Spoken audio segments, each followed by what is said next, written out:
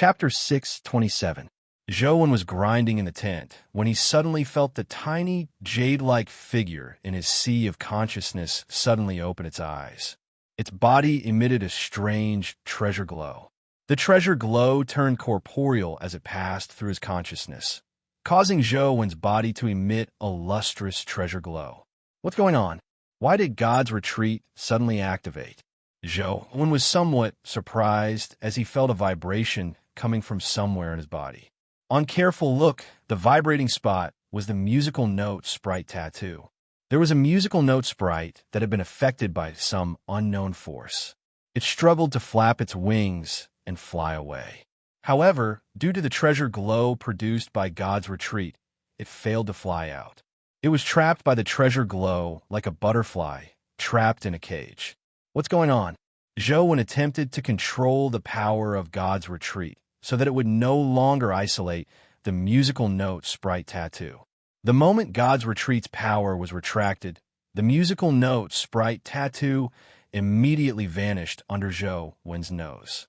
It happened in the blink of an eye. Furthermore, Zhou had completely lost contact with the musical note sprite. It was as though he had never had such a companion beast. If Zhou hadn't seen it disappear with his own eyes, he wouldn't have realized that he had lost a companion beast. What power snatched away the musical note sprite? Zhou's first reaction was to expand the power of the Truth Listener earring to its limits. He could clearly hear a large area nearby. Even a strand of hair that landed on the ground couldn't escape his ears. Soon, Zhou discovered Lu Yun hiding in the grass outside the town. This fellow was squatting in the grass. At first glance, he thought that he was taking a dump, but on careful look, he didn't even take off his pants. He was still mumbling something. Zhou listened carefully and heard Lu Yun say, "What's wrong with this junior brother of mine? Why does he have such trashy companion beasts?" "Junior brother, don't worry. I'm quite a character. I only stole one mythical companion beast from you before stopping." Indeed, this fellow is up to no good. He's really not afraid of death. Zhou took a closer look, and indeed, he saw a musical note sprite tattoo on his body. It was identical to the one he had lost. Zhou remained unperturbed. He wanted to see what Lu Yun was up to. Lu Yun didn't know that Truth Listener's range was so large. He was already so far away, but Zhou could still monitor him. The reason why Lu Yun was able to make Truth Listener lose its effects was because he had already discovered Zhou and determined that Zhou was observing him.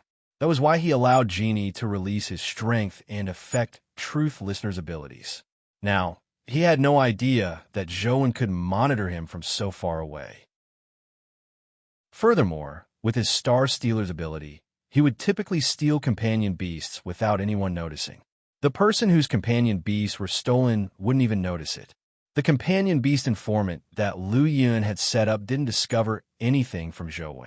He imagined that Zhou hadn't realized that his companion beast had been stolen.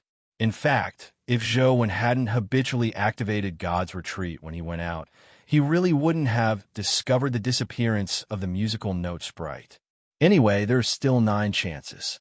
I don't believe that I can't steal a mythical companion beast. Lu Yun gritted his teeth and reached out to grab the void. His fingertips shimmered with a strange starlight, as though something was burning. The starlight tore through the void, causing Lu Yun's hand to vanish as though it had turned invisible. When a hand retracted from a void, there was a lively musical note sprite in his hand. The musical note sprite circled him and automatically landed on his body, turning into a tattoo. Just like last time, Zhou felt the tattoo of a musical note sprite vibrate. He retracted the power of the God's retreat life soul, and the musical note sprite tattoo vanished. This fellow actually has such an ability? Doesn't that mean he's invincible? Can't he just steal anyone who has a mythical companion beast? Zhou was alarmed as he continued observing without batting an eyelid. It was better to encounter such a strange ability now than in the future. If he figured out what was going on now, he would have experience in the future. When he encountered similar abilities, he would know how to deal with them. This wasn't a bad thing for Zhou. Holy sh*t. Why is it another musical note sprite? Why does that punk have so many trashy companion beasts on him? Lu Yun was depressed when he saw that it was another musical note sprite. Although it's a random theft, the chances of stealing the same companion beast consecutively shouldn't be high, right? Lu Yun refused to believe it as he reached out to steal again. So the companion beasts he steals are random and can't be controlled. Zhou discovered some problems. There was a short strand of hair on Lu Yun's fingertip. When Lu Yun used Star Stealer, the strand of hair would burn. Zhou knew at a glance that it was his hair. When did this guy steal my hair? Zhou had to admit that Lu Yun was indeed top-notch when it came to stealing things. He had actually stolen his hair without him noticing. Knowing that Lu Yun's theft of companion beasts was random, Zhou felt relieved. He had been grinding musical note sprites for so long. Almost every time the dungeon respawned, he would grind them. Now, the number of musical note sprites had reached more than 4,000. Together with the other messy companion beasts, Zhou had no less than 5,000 companion beasts. The chances of stealing his mythical companion beasts were about 1 in 1,000. Unless one had Wang Lu's luck, it was really difficult to find a colored one out of 1,000 balls. Zhou gave it a try and realized that he could only discover that Lu Yun had stolen his things when God's Retreat was activated. Even Truth Listener's hearing and evil nullification were useless. If he didn't activate God's Retreat, the companion beast tattoo on his body would vanish without anyone noticing. Unless he happened to see the tattoo vanish, it would be very difficult to discover that he had lost a companion beast. What skill is this? Where can I obtain such a skill? Zhou felt that he could learn a similar skill. In the future, he could try stealing from the Cape family and the Bureau when he met them. Another musical note sprite? Lu Yun nearly jumped up in depression when he saw the companion beast he had stolen. In his rage, Lu Yun quickly grabbed with both hands and constantly used Star Stealer to grab companion beasts one after another. Musical note sprite. Musical note sprite. Musical note sprite. It's still musical note sprite. Lu Yun stole 4 times in a row, but all he stole were musical note sprites. He had already stolen 7 musical note sprites in a row. There were only 3 chances left. What the hell? How many musical note sprites does that punk have? How can he only get musical note sprites every time? Lu Yun was so angry that he nearly vomited blood. Zhou snickered inwardly. He had more than 90% musical note sprites on him. He wouldn't be surprised even if Lu Yun stole all 10 times. However, Zhou still carefully used God's Retreat to confirm that Lu Yun hadn't stolen an important companion beast. Only then did he release it for him to steal. No, I can't continue like this. I wonder how many musical note sprites that punk has on him. I have to think of a way. Lu Yun had no intention of giving up. The genie's wish had already been used. Even if he didn't continue stealing, the wish wouldn't be returned. All he could do was continue stealing. Sogu. Chapter 628. Lu Yun hesitated for a moment. In the end, he steeled his heart and took out something from his pocket. It was a strange jade talisman. It was only the size of a palm and was completely white. However, there were red runes engraved on it. It looked very strange, and no one knew what they meant. It wasn't easy for me to get this life reversing spirit talisman from the Zhang family. I only have one. I originally planned on trying my luck after meeting the owner of Primordial Immortal Sword, but I can't be bothered anymore, Lu Yun said as he held the jade talisman in his hand and used Star Stealer again. Kacha! Before Lu Yun's palm reached into the void, the jade talisman shattered. The blood-colored runes on it seeped into his palm and shimmered. The Zhang family's life reversing spirit talisman can reverse yin and yang and reverse the universe. Although it can't really change fate, when combined with my Star Stealer, it can reverse the odds, allowing me to steal the companion beast that has the lowest chance of stealing. Although it doesn't mean that the chances of a mythical companion beast are the lowest, typically, there's only one mythical companion beast. The chances definitely aren't high, so the chances of stealing a mythical companion beast are definitely very high. Lu Yun muttered to himself as he suddenly pulled his hand out. At the same time, he shouted, "Come on, tyrant behemoth. I have a feeling that it will definitely be you this time." Zhou jumped in fright when he heard Lu Yun's words. He was really afraid that Tyrant Behemoth would really be stolen. He focused and circulated God's retreat with all his might. However, when the companion beast tattoo on Zhou-Wen's body trembled, his expression turned odd. The trembling tattoo was actually the fiend-armored Tiger Soul General. Ever since he obtained the fiend-armored Tiger Soul General, Zhou-Wen had always been careful. He didn't dare release him easily, afraid that he would be affected by his Jinx's master skill. Previously, Zhou-Wen needed the fiend-armored Tiger Soul General to restrain Xiongqi. Now that he had Tyrant Behemoth, he no longer needed it. Zhou-Wen had been hesitating on how to deal with the fiend-armored Tiger Soul General. He never expected Lu Yun to steal the fiend-armored Tiger Soul General. Without any hesitation, Zhou-Wen released the restrictions and got Lu Yun to steal the fiend-armored Tiger Soul General. I can observe what effects the fiend-armored Tiger Soul General's Jinx's master skill has on others. Does the Jinx's master skill only take effect when released? Zhou-Wen thought to himself. Come on, my Tyrant Behemoth. Lu Yun quickly pulled out his palm from the void. Lu Yun immediately saw that it wasn't a musical note sprite that came out of his palm. He couldn't help but be overjoyed. However, on careful look, it wasn't Tyrant Behemoth, but a heavy-armored general riding a ferocious tiger. He looked extremely ferocious and domineering with an extraordinary aura. A humanoid companion beast? Its aura is so domineering and ferocious. Could it be a mythical companion beast? Lu Yun watched as the fiend-armored Tiger Soul General transformed into a stream of light and landed on him. At the same time, some information surged into his mind. Unfortunately, Lu Yun didn't have the mysterious phone, so he couldn't check the fiend-armored Tiger Soul General's information. He could only obtain some vague information from the fiend-armored Tiger Soul General. Fiend-armored Tiger Soul General. Epic. Lu Yun knew the fiend-armored Tiger Soul General's name and level. He could also sense some of its life providence and life soul, but it was only limited to its name. He wasn't sure about the other information. He could only wait until he summoned it in the future and test the various abilities of the fiend-armored Tiger Soul General in actual combat. I never expected that brat's life to be so good.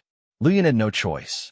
It wasn't easy for him to steal a life-reversing spirit talisman from the Zhang family. Even the Zhang family didn't have many left, so it was impossible to steal more. Furthermore, it was too late. All he could do now was steal the remaining 2 times.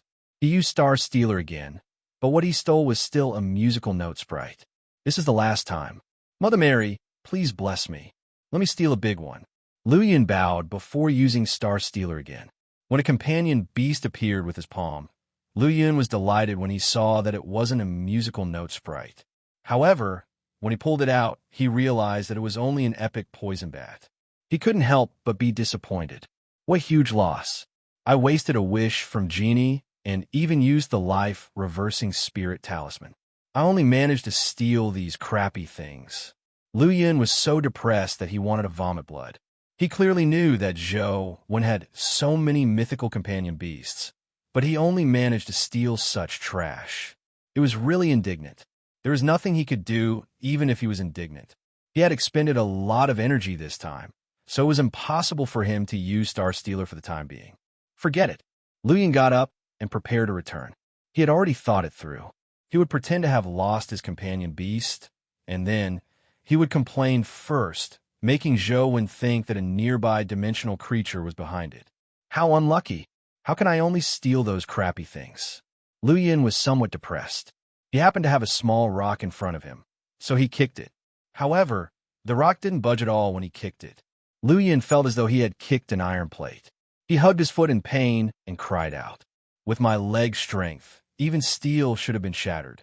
How can that rock remain motionless? Lu Yun felt that something was amiss. Before he could take a closer look at the rock, he saw the surrounding soil crack. The flowers and trees seemed to be lifted up by something as they flew out of the soil. Lu Yun felt the ground beneath his feet rise as he hurriedly retreated. As he retreated, he saw a gray behemoth burrow out of the ground. From its appearance, it looked like a huge horned beetle. Its body was the size of a truck. The rock that Lu Yun had kicked was the tip of the horned beetle's forked horn. What's this? Lu Yun had seen many dimensional creatures that resembled horned beetles, but this was the first time he had seen such a huge one. Not only was this horned beetle huge, but its body was also like a gray stone. It looked very strange, and there were many ancient and mysterious patterns on its back. Almost at the instant the horned beetle broke out of the ground, it charged at Lu Yun. Its speed was much faster than a real truck.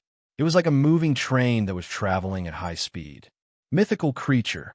Lu Yun nearly cried out in surprise. Without any hesitation, he exerted strength in his feet and wanted to jump up to dodge the horned beetle's attack. However, when he exerted strength, he suddenly lost his footing. Not only did he fail to jump up, but his legs sank. Boom! The front of the horned beetle had already slammed into Lu Yun. The powerful force blasted the surrounding soil and trees apart, forming a huge crater. It was like a crater formed by a meteorite hitting the ground. Holy sh**t. Could this be the effect of the fiend-armored Tiger Soul General's Jinx's master skill? I didn't think it was that powerful when I had it with me. When Zhou saw all of this, he wore a look of surprise. He couldn't be sure if this was because of the fiend-armored Tiger Soul General, because Lu Yun hadn't summoned it. Chapter 629. Lu Yun grabbed the horned beetle's horn with both hands and pushed upwards with all his might, but his body was still pressed down. His arm was wrapped in a black gauntlet, preventing it from being smashed by the horned beetle's terrifying headbutt. However, the other parts of his body couldn't withstand the powerful shockwave. His armor had shattered and many parts of his body were injured. It didn't look good. He actually managed to withstand such a terrifying impact and only suffered some superficial injuries. This eldest senior brother is indeed something. It's not just that he's good at stealing. Zhou had no intention of helping as he watched Lu Yun fight the horned beetle. Lu Yun's muscles tightened as they suffused a metallic luster. In a struggle with the horned beetle, his body was constantly being pressed down. He didn't dare let go and retreat. He was afraid that once he let go, the horned beetle's terrifying strength would slam down like a mountain. He wouldn't be able to dodge in time. Genie had already flown up and spewed out flames to attack the horned beetle, but the patterns on its back flickered. The flames couldn't approach its body. Fatty orange. Lu Yun gritted his teeth and shouted. The orange cat darted out of Lu Yun's body and ran in another direction. At the same time, its body emitted mysterious ripples that could lure dimensional creatures to chase after it. The horned beetle was affected by the mysterious ripples as its downward pressure decreased significantly. At the same time, it turned to look at the orange cat. Lu Yun believed that he finally had a chance to escape. Just as he was about to retreat, the horned beetle only glanced at the orange cat. Unexpectedly, it didn't chase after him. Instead, it quickly turned around and slammed its horn at Lu Yun. Holy sh**t, what's going on? This dimensional creature isn't affected by fatty orange? Lu Yun was alarmed as he raised his arms with all his might to meet the attack. Bam! Bam! Bam! Bam! The horned beetle struck out again and again. The terrifying force struck Lu Yun's arms, knocking his body into the soil like a wooden stake. Only his chest and above were exposed. Lu Yun's 7 orifices were bleeding. Although the gauntlet was extremely magical and could resist the strength of a mythical creature, his body wasn't able to withstand such tremors. If this continued, his bones and organs would probably shatter. Do you really think I'm a sick cat if I don't show my might? Lu Yun's hands erupted with terrifying power. A pair of black arm guards crossed each other, forming a black hole as though it wanted to devour the horned beetle. The beetle smashed its horn into the black hole, but before the black hole could suck it in, the patterns on its body emitted a strange power that turned into a net that sealed the black hole. The rhinoceros beetle's horn was still inside the black hole, but its body was outside the black hole. The rhinoceros beetle and Lu Yun were in a contest of strength. For a time, they were in a stalemate. Neither of them could do anything to the other. When Lu Yun fought me previously, he indeed hid something. This black hole-like ability should be the Wheel of Destiny ability of the arm guard, right? Zhou watched with relish. It was rare to see such a battle. He approached the battlefield, hoping to get a clearer look. "Junior brother, quickly save me!" Lu Yun hurriedly shouted when he saw Zhou. "Eldest senior brother, did you steal my companion beast just now?" Zhou found a spot to sit down and asked Lu Yun with a smile. "Junior brother, how could I steal your companion beast? You think too highly of me. I don't have that ability. I've also lost my companion beast. It must be the doing of this rhinoceros beetle. Let's quickly join forces to kill it. No matter what drops, it will belong to you," Lu Yun said. "It's fine if you don't admit it. I'll wait here for you to decide the victor between you and it," Zhou said calmly. Lu Yun found it increasingly difficult to hold on. He gritted his teeth and said, "Junior brother, it's all my fault. I just wanted to joke with you. I didn't really want to steal your things. Otherwise, why would I only take a few of your musical note sprites?" Zhou didn't expose him and continued asking, "What's the name of the skill you used to steal my companion beast? Where did you get it from?" "That's Star Stealer. It's an essence energy skill from the endless sea of stars known as Astral Combat Beast," Lu Yun said gloomily. "Junior brother, if there's anything, can't we talk about it after we deal with it? What do you want to know? As a senior brother, I'll definitely tell you everything I know. Where's the endless sea of stars? What level of dimensional creature is that Astral Combat Beast? How can I find it?" Zhou ignored him and continued asking. "The endless sea of stars is actually a dimensional zone in the Taklamakan Desert in the past. Astral Combat Beasts are mythical dimensional creatures. I only saw one by chance and didn't dare venture deep into it. I don't know if there are any more inside," Lu Yun answered. "Are you still trying to lie to me?" Zhou said with a cold expression. "Junior brother, I'm really not lying to you." The black hole in Lu Yun's hand became weaker and weaker, as though it would collapse at any moment. "You said that Astral Combat Beast is at the mythical stage, so Star Stealer is a mythical essence energy skill. How can an epic like you absorb a mythical essence energy skill crystal?" Zhou said coldly. "Junior brother, you might not know this, but the essence energy art I cultivate is called the sky-stealing, sun-shifting art. It's recorded on a stone monument in the endless sea of stars. It's because of the sky-stealing, sun-shifting art that I can absorb that mythical essence energy skill crystal. However, I can only absorb this type of mythical essence energy skill crystal. I've tried other types, but they didn't work at all. I'll die a horrible death if I lie to you," Lu Yun swore. "Junior brother, I really can't take it anymore. Quickly save me." Lu Yun really couldn't hold on any longer. The black hole in his hand vanished, and the horned beetle regained its freedom. It angrily slammed its head forward again. Bam! Lu Yun's hands were pushed to the side. He looked exhausted and couldn't hold on any longer. Seeing the horned beetle slam down again, Genie's flames were completely useless against it. It had an unstoppable momentum, and Orange Cat was stronger in combat. He couldn't help much, so Lu Yun believed that he was doomed. Bam! Tyrant Behemoth's body descended from the sky and stepped on the horned beetle's back, shattering the stone shell on its back. Its hands clenched into fists as it repeatedly punched the horned beetle's head. After a few punches, the horned beetle's head cracked. The final punch blasted the horned beetle's head apart as fragments splattered everywhere. Exhausted, Lu Yun hurriedly turned around and crawled out of the pit. Just as he crawled out, before he could stand up, the horned beetle's broken horn shot over.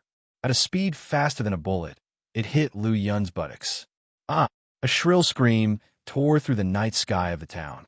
Zhou looked at Lu Yun, who was sprawled on the ground with tears of regret streaming down his face. He couldn't help but shiver when he saw the broken horn that stood like a flagpole. "I've been carrying the fiend-armored Tiger Soul General for so long, but nothing major happened. I'm really lucky. I have to offer incense when I return and thank the various deities for their blessings," Zhou thought. Chapter 630. Eldest senior brother, are you dead? Zhou walked to Lu Yun's side and asked. "I, Lu Yun, have a tough life. How can I die so easily? Ouch. Junior brother, Quickly help me. Pull that thing out. Luyan wanted to get up, but he immediately touched his wound and cried out in pain. Typically, if one was injured by an artifact, one definitely couldn't pull it out randomly. A professional doctor had to do it. However, epic humans had bodies and vitality that far exceeded ordinary people, so they didn't have much to worry about. Zhou extended his hand and sucked the broken horn out. The pain made Lu Yun cry out again. Can you still walk? If you can, let's return to town. Zhou planned on asking Lu Yun about the endless sea of stars. No one would complain about having too many useful skills like Star Stealer. Zhou planned on making a trip to the endless sea of stars if he had the chance to see if he could find the tiny palm symbol. However, Zhou had also heard that many deserts were forbidden zones for humans. The dimensional zones were especially terrifying. If one wanted to enter a desert, it was very easy to get lost in one terrifying dimensional zone after another without a guide. Without Lu Yun leading the way, Zhou estimated that it would be very difficult for him to find the endless sea of stars in the desert. Yes, Lu Yun got up and limped. His posture was especially strange. After taking a few steps, he found nothing under his feet. He vanished. He heard an ah sound from underground before plop. Zhou turned around and saw that there was a hole where Lu Yun had been. When he went over, it was supposed to be a well. Due to the previous battle, the well's mouth had been covered by tree branches and soil. Lu Yun didn't notice it. It wasn't convenient for him to walk, so he fell when he stepped on it. By the time Lu Yun climbed up from below, he was already drenched. Coupled with his injuries, he looked even more miserable. Brother, help me up. I can't take it anymore. Lu Yun extended his hand, looking exhausted. Walk by yourself. Zhou immediately dodged far away. Who knew if Lu Yun would implicate the people around him when he was countered? Do you still have any humanity? I'm already so injured, yet you aren't helping me. Lu Yun limped into the town. Zhou ignored him and walked towards the town square. I say, little junior brother, tell me honestly, did you do something to me? I know I was wrong to steal your companion beast. I guarantee there won't be a next time. Look at how miserable I am. Spare me, Lu Yun said as he walked. He could also sense that something was definitely wrong with his situation. He had never been so unlucky. Don't spout nonsense. I definitely didn't do anything to you. Some people have it coming. Even the heavens can't stand it, Zhou said. Junior brother, Lu Yun still wanted to say something, but a bird flew across the sky and pooped on his head. When Zhou saw this scene, he immediately sped up and distanced himself from him to prevent himself from being implicated. From the looks of it, I can't randomly fuse the tiger cub.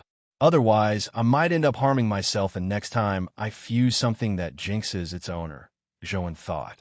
After returning to the square, Zhou began studying the companion beasts ranked in front of Tyrant Behemoth in preparation for the next challenge.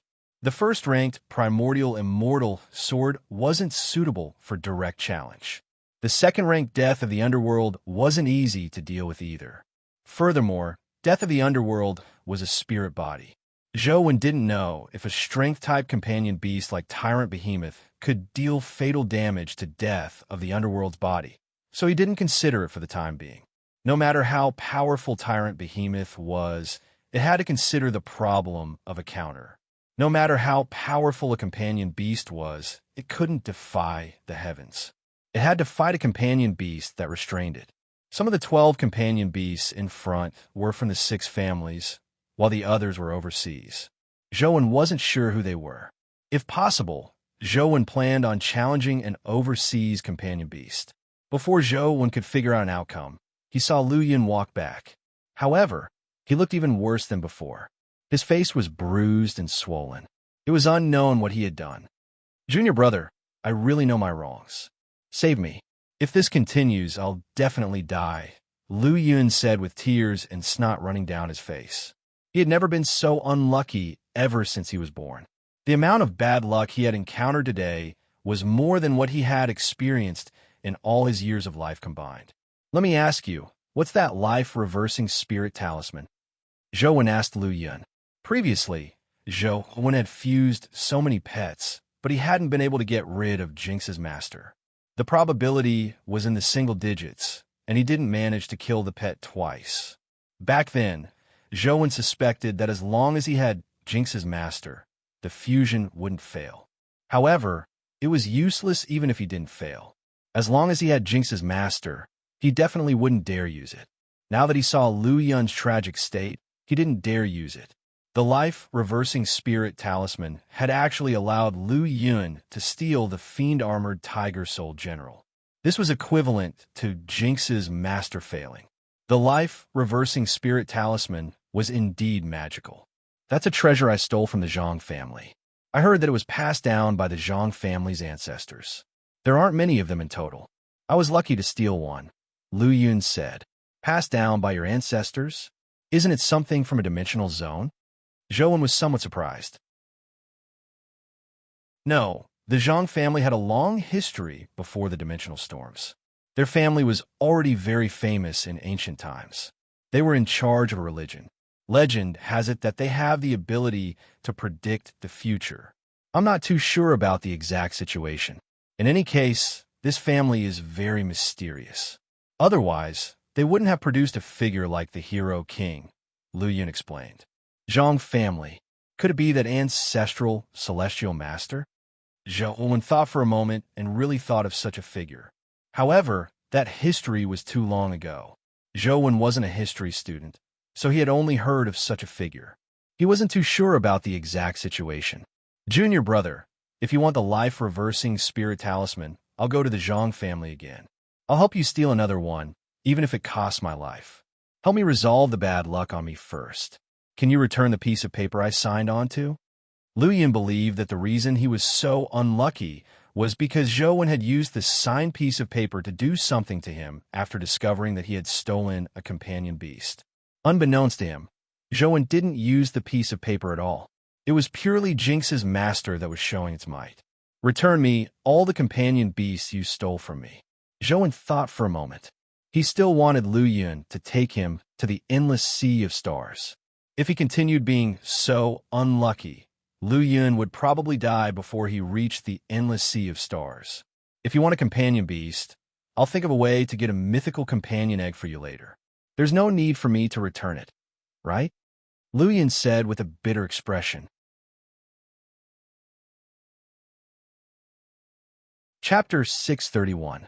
The companion beasts that Lu Yun had stolen were equivalent to companion beasts that he had hatched. If he wanted to transfer them to others, he would have to pay a huge price. I only want what belongs to me. I don't want anything else. Return it if you want. Zhou wanted to take back the fiend-armored Tiger Soul General and see if Lu Yun would be unlucky again. If he wasn't unlucky anymore, then the previous encounters were undoubtedly because of the Jinx's master skill. Of course, Zhou wouldn't let Lu Yun know the crux of the problem.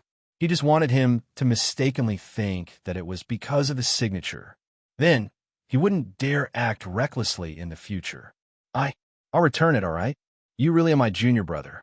You're killing me. Lu Yun said with a bitter expression. Those low-level musical note sprites are useless. Can I not keep them? No, not a single one can be missing, Zhou said. Lu Yun had no choice but to return the companion beasts he had stolen from Zhou one by one. Every time he transferred a companion beast, Lu Yun felt as though he had sliced off a kilogram of flesh from his body. His expression turned uglier and uglier. It was ghastly pale, without any color of blood. Zhou was somewhat surprised. He originally didn't expect Lu Yun to return all 10 companion beasts. After all, transferring one companion beast could cost someone their life. Transferring 10 companion beasts really wasn't enough, even if they had a few lives. Even Zhou himself didn't dare casually transfer companion beasts. Lu Yun had forcefully transferred 10 companion beasts. Although he ended up vomiting blood and falling to the ground, leaving him half dead, he didn't injure his foundation. It was obvious that there was something strange about him. Otherwise, he would have died long ago. Could it be the effect of the sky-stealing, sun-shifting art he cultivates? Zhou felt more anticipation for the endless sea of stars. Typical dungeons were no longer attractive to Zhou, but he really wanted to visit a place like the endless sea of stars. It would be great if he could download it to his phone. Junior brother, I've returned all the companion beasts to you. Quickly return that autograph to me, Lu Yun said weakly as he lay on the ground. He was so weak that he didn't even have the strength to stand up. Eldest senior brother, where's your autograph? I'll keep it well. However, don't worry. As long as you don't have any nefarious thoughts, nothing will happen again. By the way, I want to go to the endless sea of stars to take a look. How long will it take to return? Zhou asked Lu Yun. It'll take at least a month or two. Lu Yun was very depressed that he couldn't get his autograph back. Fortunately, he didn't continue to be unlucky. He felt much better. Zhou kept observing Lu Yun. Seeing that nothing had happened to him, he was certain that his previous encounter was the result of Jinx's master. If it really doesn't work, I'll feed the fiend-armored Tiger Soul General to Tyrant as food. Zhou wanted to wait and see if he would be affected by Jinx's master like Lu Yun.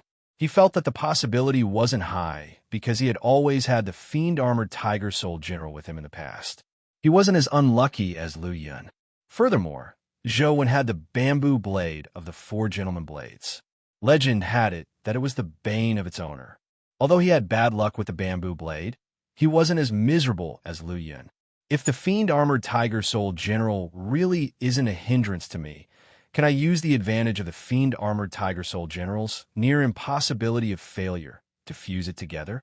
Zhou turned his attention to the mythical companion beast.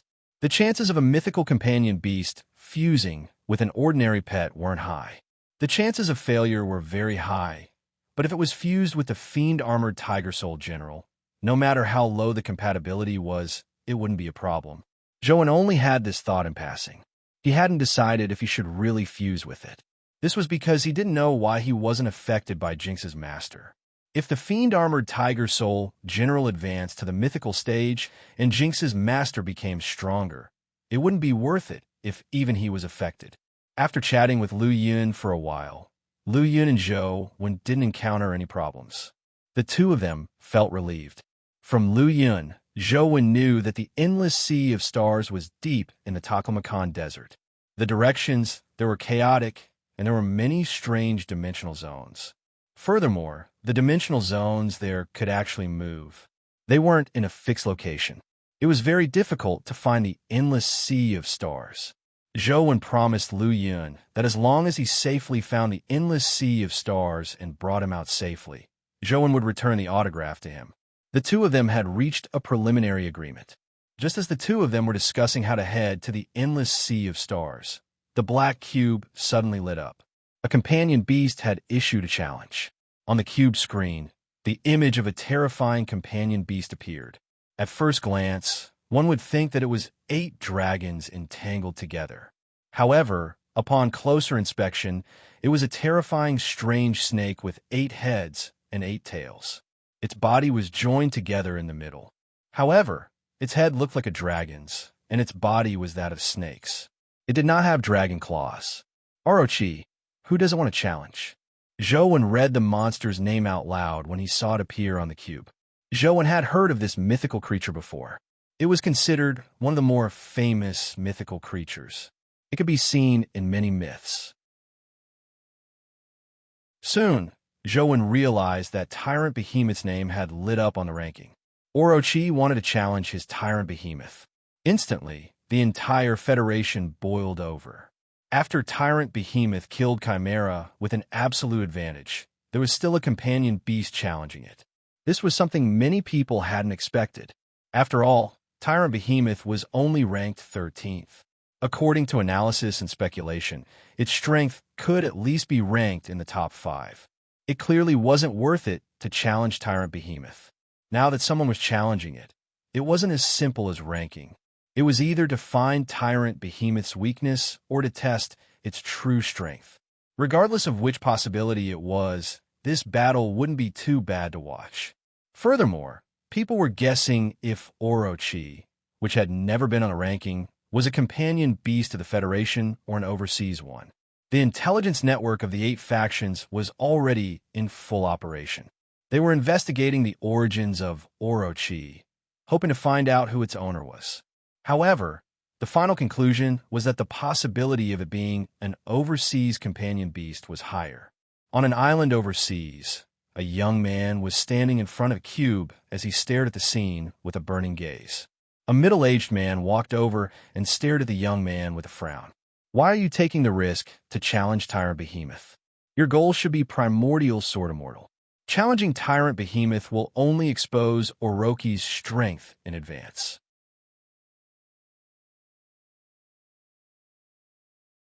Chapter 632. The young man stared at the screen and said, with Orochi's characteristics and skills, it's still unknown if it could defeat Primordial Immortal Sword. After all, Primordial Immortal Sword can slice through death of the Underworld's underworld domain. Such destructive power happens to be Orochi's characteristic. When companion beasts with the same characteristics meet, the stronger one will have an overwhelming advantage.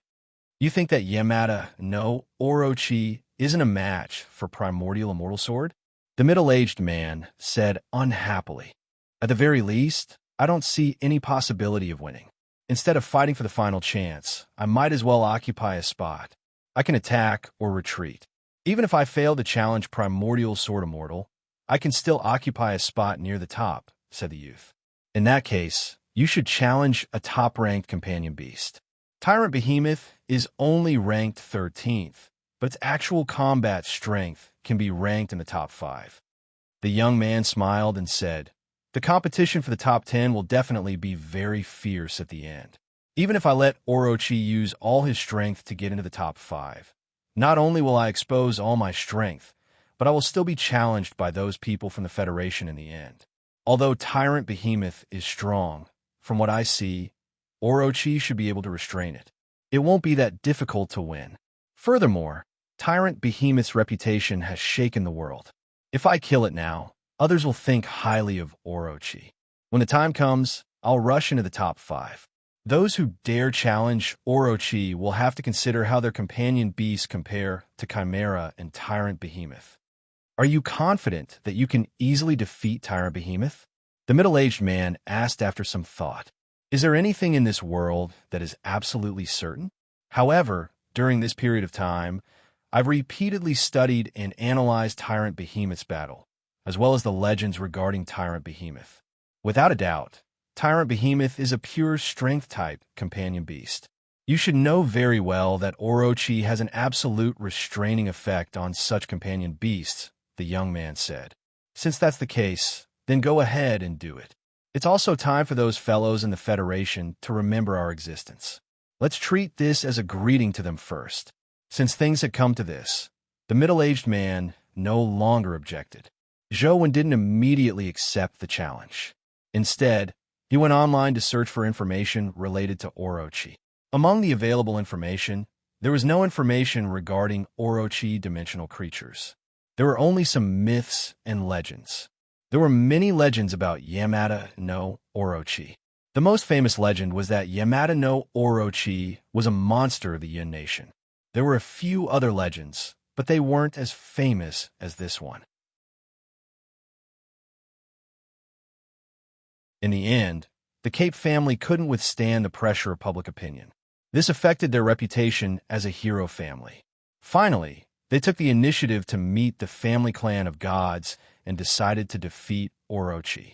In the beginning, they sent an unknown mythical companion beast to challenge Orochi. They wanted to figure out Orochi's true strength. However, it was easily defeated by Orochi.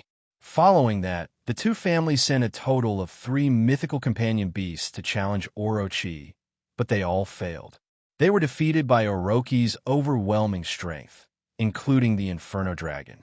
If it was only a covert probe in the beginning, at this stage, the entire Federation knew that the two families were going to defeat Orochi. However, the repeated failures made the West District's media even angrier. They accused the two families of inaction and said that they should have sent stronger companion beasts to fight and defeat Orochi to defend the glory of the West District. Some people in the West District even hoped that Tyrant Behemoth would fight again to avenge its humiliation. Unfortunately, Tyrant Behemoth wasn't in the hands of the two families in the West District. Even if they wanted Tyrant Behemoth to fight, it was impossible. The two families had their own plans. It was impossible for them to fight Orochi to the death at such a moment, but they couldn't ignore the reputation of the two families. Finally, the Cape family sent out a war angel companion beast, hoping to defeat Orochi. Sogu.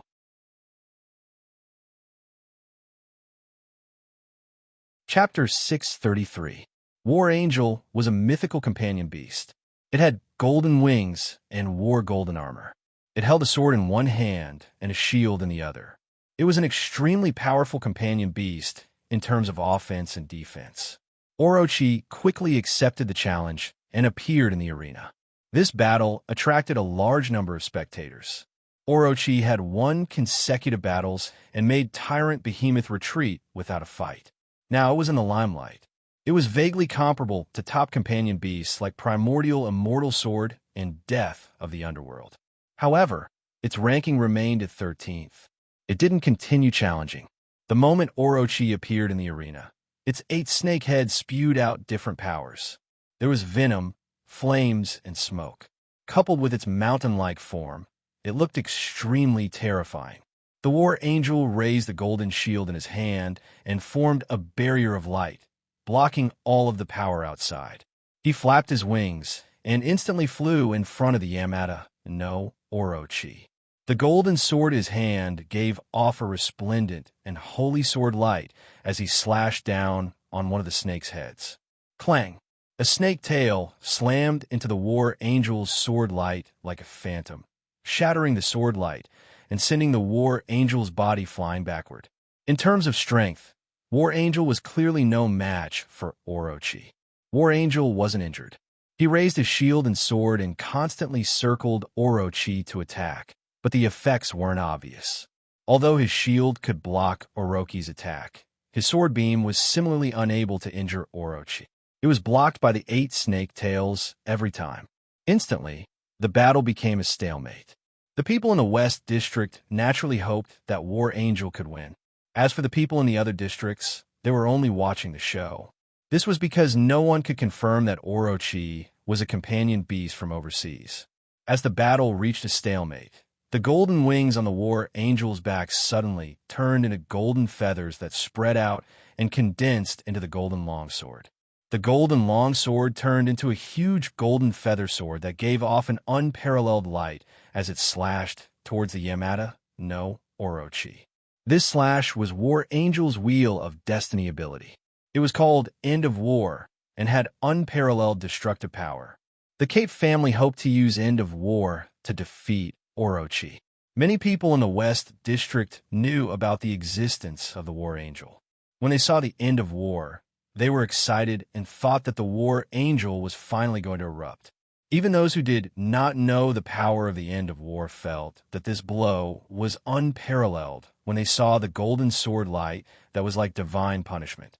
Even if Yamata no Orochi was not killed, it would be severely injured. However, in the next second, the fantasies of the people in the West District were shattered. Orochi's tail, with a cold glint, whipped the terrifying golden sword light. The golden sword light was cut in half along with the feather blade. Even his shield was cut in half. Fortunately, the War Angel had retreated quickly. Otherwise, his body might have been cut in half. At this point, the owner of the War Angel didn't dare to continue fighting. He chose to surrender and leave the battlefield. If he continued to fight, he probably wouldn't even have the chance to surrender. The people from the Western District immediately fell silent, while the people from the other districts were gloating. The Angels of the West District are only SOSO. They can't even beat a snake. How embarrassing. The two hero families can't even deal with a snake. They were even beaten up so badly. Thankfully, that Tyrant Behemoth is smart and didn't accept the challenge. Otherwise, it might not have escaped as fast as the War Angel. It might have been sliced into two. On the West District side, everyone was agitated. There was an uproar on the internet. Some requested for Tyrant Behemoth to fight again, while others wanted the two families to send stronger companion beasts. Such a failure was intolerable.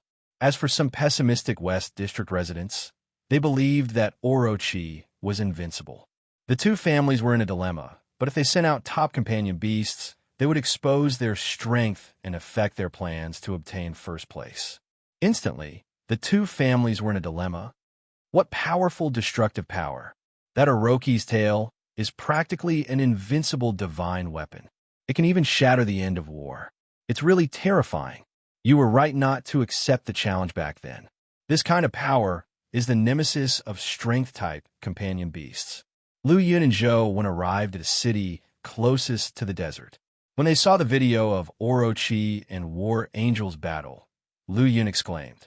Zhou Wen said, "In the myths and legends, Orochi's tail contains the divine sword Kusanagi. It's an invincible weapon. That should be Orochi's most powerful trump card."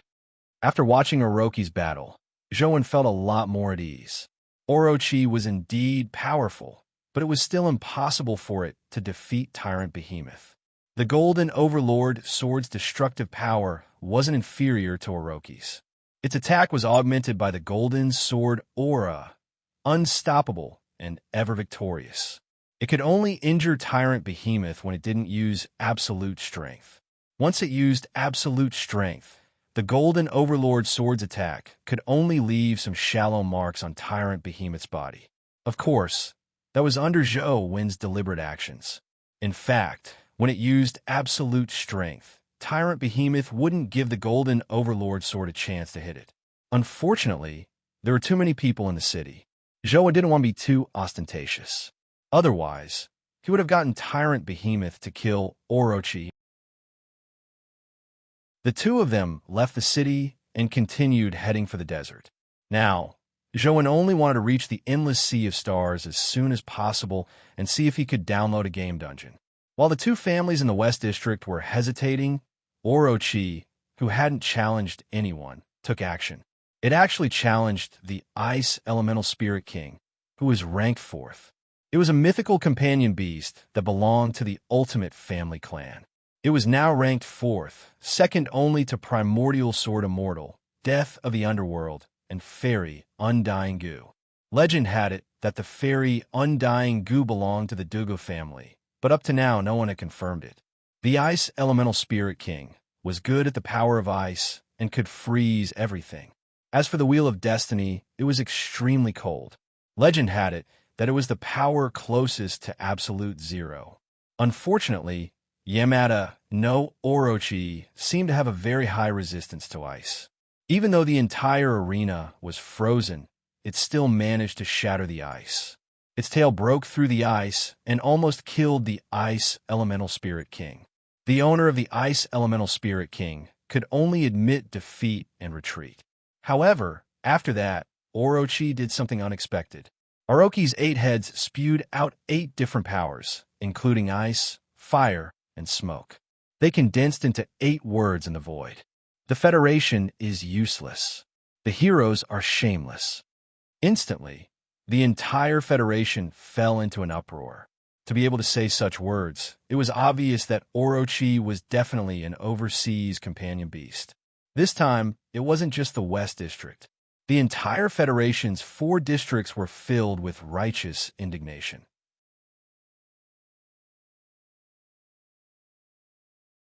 Chapter 634. Now, well done.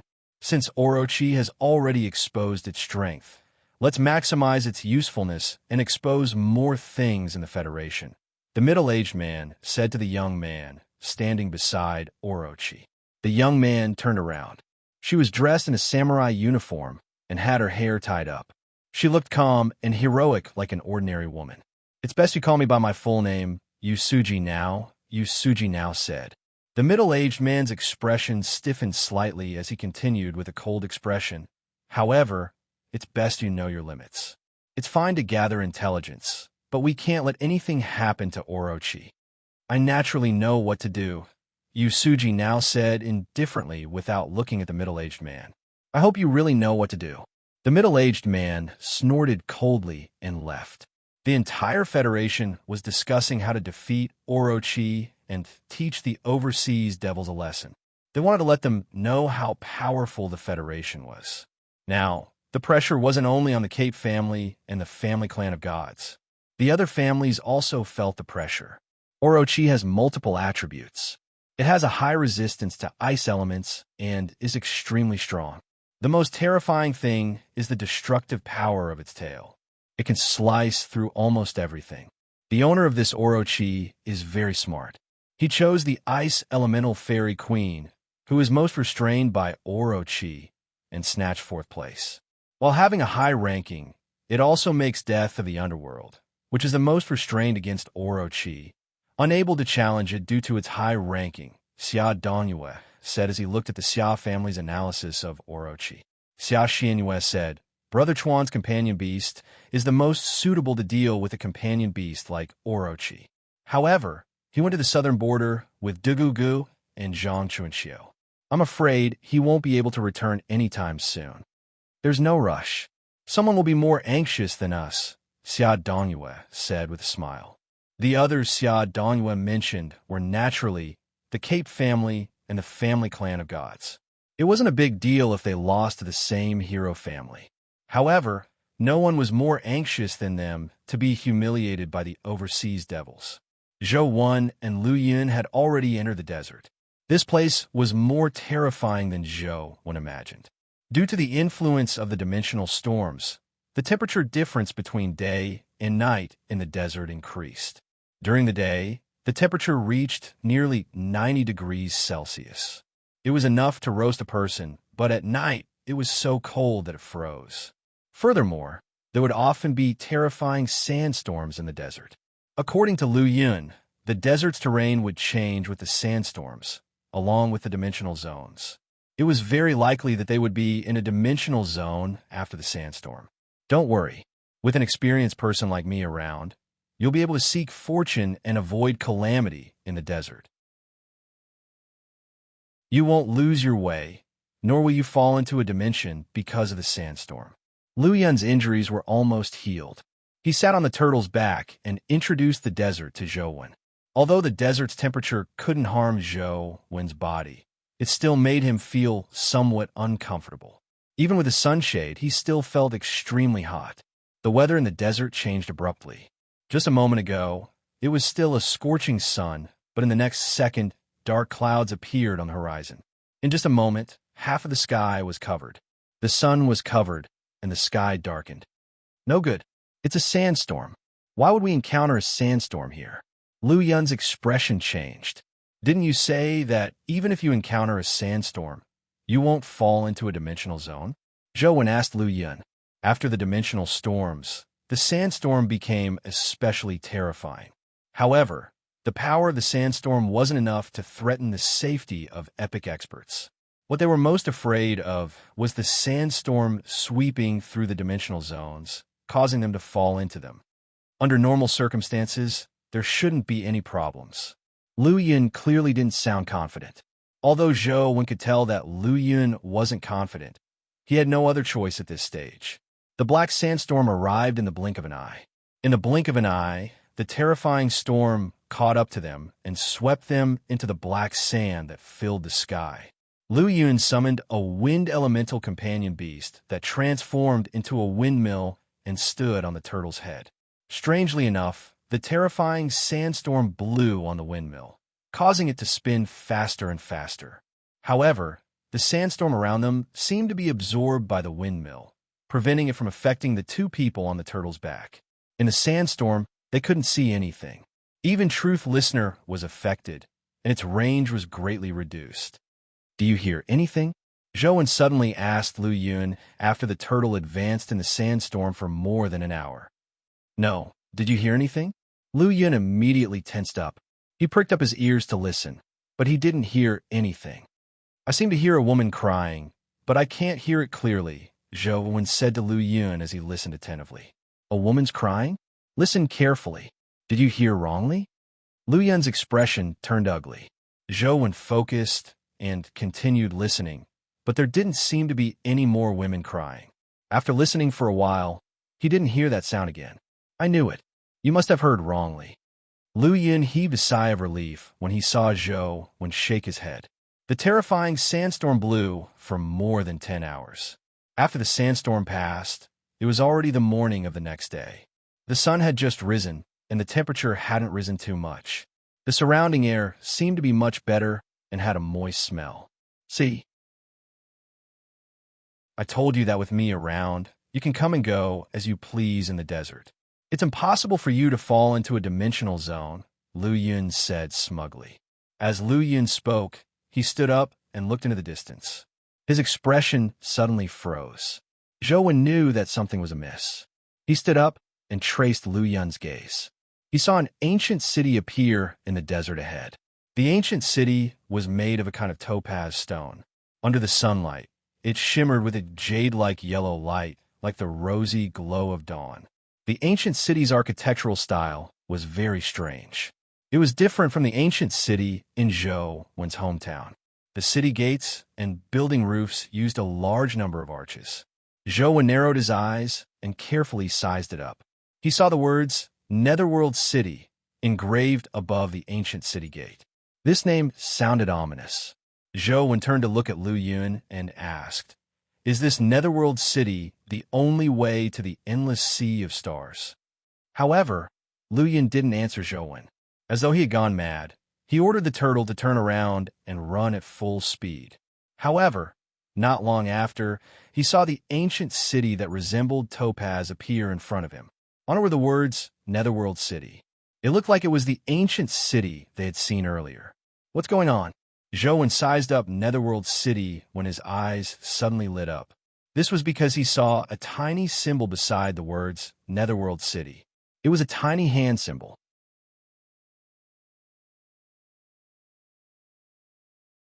Chapter 635. Death Valley, Netherworld City, Endless Sea of Stars, Paradise Mountain. These are the four most terrifying dimensional zones that appeared after the anomaly in the Taklamakan Desert. If humans enter them, there's a high chance that they won't be able to walk out alive, Lu Yun said. Then why did you bring me to the Endless Sea of Stars? Zhou Wen frowned. I've entered the Endless Sea of Stars before. I know how to leave. As long as I don't go deep, there won't be any danger. However, I've only heard of Netherworld City in the past and have never seen it. I heard from the people in the desert that Netherworld City can only be seen at certain times. Many people might not even see it once in their entire lives in the desert. Who knew that we would encounter it so coincidentally? Don't tell me the thing you planted on me hasn't been removed? Lu Yun asked Zhou Wen suspiciously. Do I look like an idiot? Don't tell me I want to die with you? Zhou Wen curled his lips. Lu Yun thought about it and realized that it made sense. If they entered the desert together and he couldn't survive encountering Netherworld City, Zhou Wen could forget about escaping. What kind of place is Netherworld City? Zhou Wen asked. I don't know. I just heard that no one who has seen Netherworld City can return alive. I didn't believe it in the past, but this city is indeed strange. I've already changed directions, so it's impossible for me to turn back. Yet I still saw it. Lu Yun's expression turned ugly. Since we can't escape it, let's go over and take a look. As Zhou Wen spoke, he jumped down from the turtle's back and stuck the substitute talisman on. He summoned the six-winged guardian dragon and made it appear on his back in its companion form. Truth Listener naturally kept it on its ear. Tyrant Behemoth was summoned and walked in front of Zhou Wen to scout the way. Lu Yun also knew that he probably couldn't hide from Netherworld City since he had already encountered it. He might as well head over to take a look. He summoned Genie and Orange Cat and wore the pair of bracers. He also summoned a few epic companion beasts. After the summoning, he saw that Zhou Wen was still summoning companion beasts. Not only did he summon the golden Overlord sword, but a golden battle god halberd also floated beside him. Junior brother, don't tell me you're my peer. Lu Yun looked at Zhou Wen's mythical companion beasts and felt that he had wasted all these years. In the past, he felt that he was doing pretty well. Among his peers, even the geniuses from his 6 families might not have as many mythical companion beasts as he did.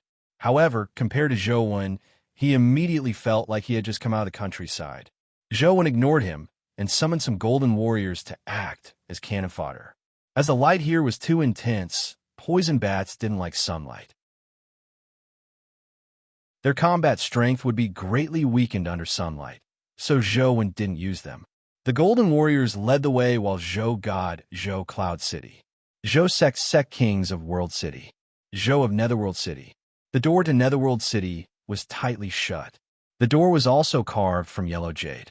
On the two doors on the left and right, there was a small ghost head. It looked very sinister. The gods holding of sect city, netherworld cities, Yundin world city cities, to city world city. Of Yun netherworlds when a dragon city was the world city. What was held in the palm of the tiny palm wasn't a symbol of netherworld city, but a ring. He didn't know what it meant. After taking a picture with his phone, he immediately entered the loading screen, making Zhou feel much more at ease. As long as he could download the game, he could explore the secrets of Netherworld City in-game. No matter how strange Netherworld City was, he didn't have to be afraid. With Zhou current combat strength, unless he encountered an unreasonable existence like the Arch, he should be able to clear the level. Before he could download the game, he suddenly heard a strange voice coming from Netherworld City's door. "Welcome to Netherworld City." Zhou looked in the direction of the voice and saw that the ones who spoke were the two ghost faces on the door.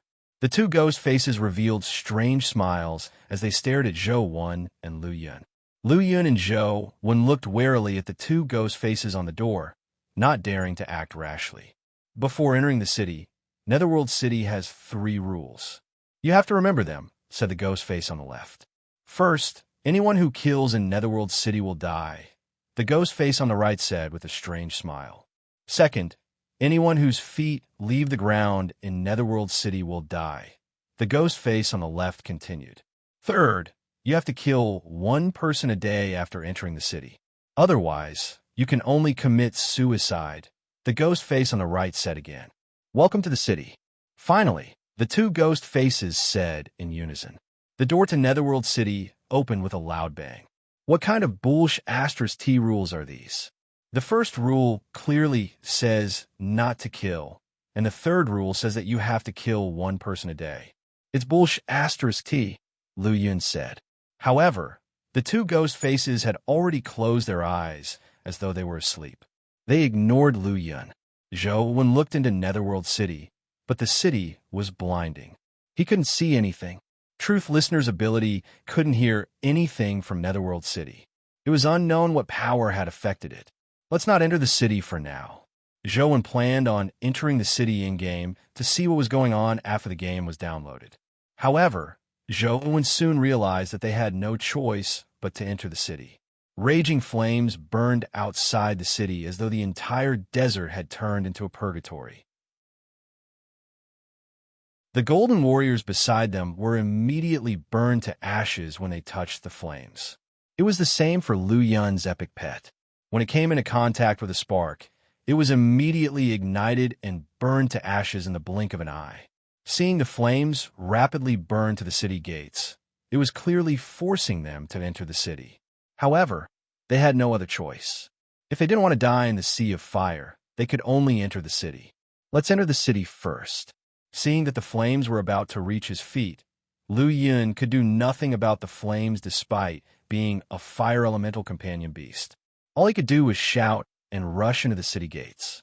Zhou had no choice but to follow and carefully rush into the city gates. The moment they passed through the city gates, they realized that the companion beast they had summoned had automatically returned to their bodies and turned into tattoos. It was somewhat different from what they had imagined. The city wasn't limitless hell, but a normal-looking street. On both sides of the street were all kinds of strange-looking buildings.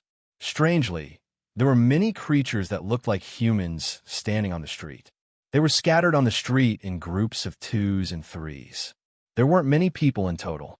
As far as the eye could see, there were probably 20 to 30 people on the long street. However, those people were very strange. All of them stood motionless on the street, as though their feet were nailed to the ground.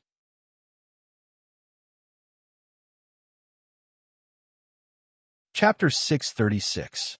Zhou attempted to summon the 6-winged guardian dragon, but he couldn't. It was as though it was restricted by some nomological power. The few companion beasts he had summoned previously had automatically turned into tattoos. None of them could be summoned. Only Truth Listener remained in its earring state and wasn't sealed. "Can you summon your companion beasts?" Zhou asked Lu Yun. "No, I can't summon any companion beasts." Lu Yun shook his head with a heavy expression. Without companion beasts, he and Zhou were only at the epic stage. It was difficult for them to resolve many things. As Lu Yin spoke, he took 2 steps forward, hoping to see if he could use an essence energy skill. However, just as he took a step, he realized that something strange had happened beneath his feet. He immediately stopped. Zhou also looked at Lu Yin's feet. It was a stone slab. In fact, the entire street was paved with stone slabs. Every stone slab was of the same size.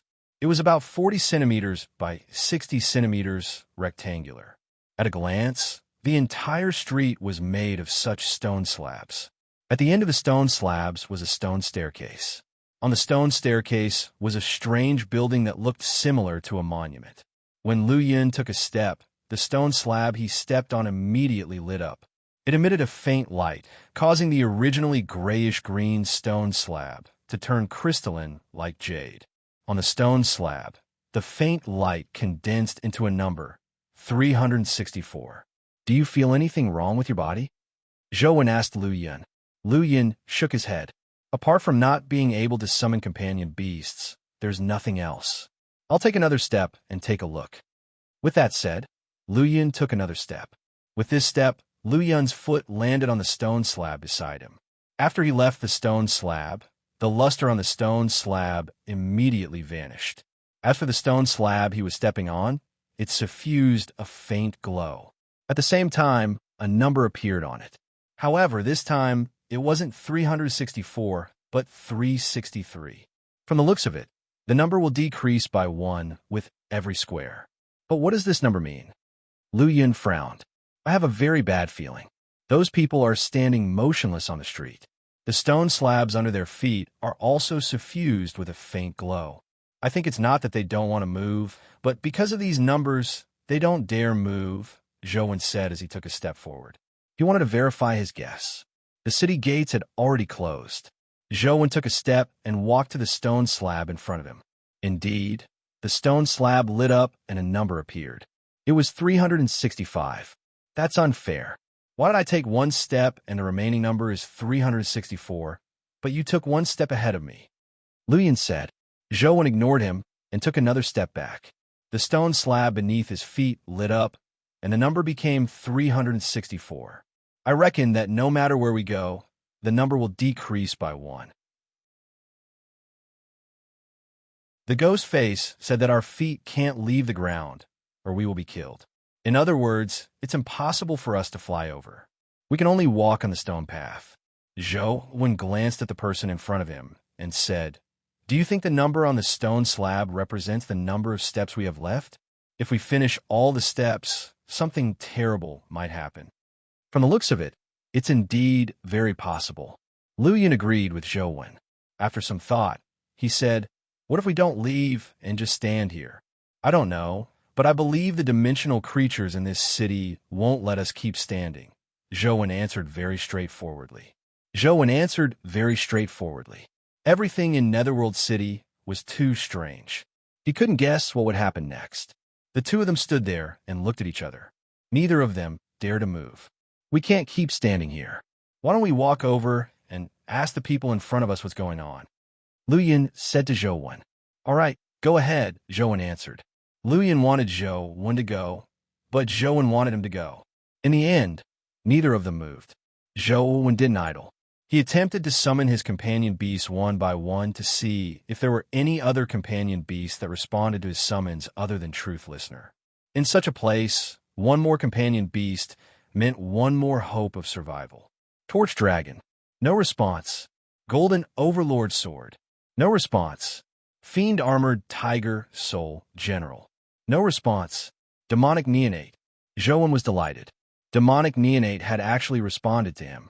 He could sense that Demonic Neonate's consciousness was waiting for his summons. Demonic Neonate can be summoned. Zhou didn't summon Demonic Neonate.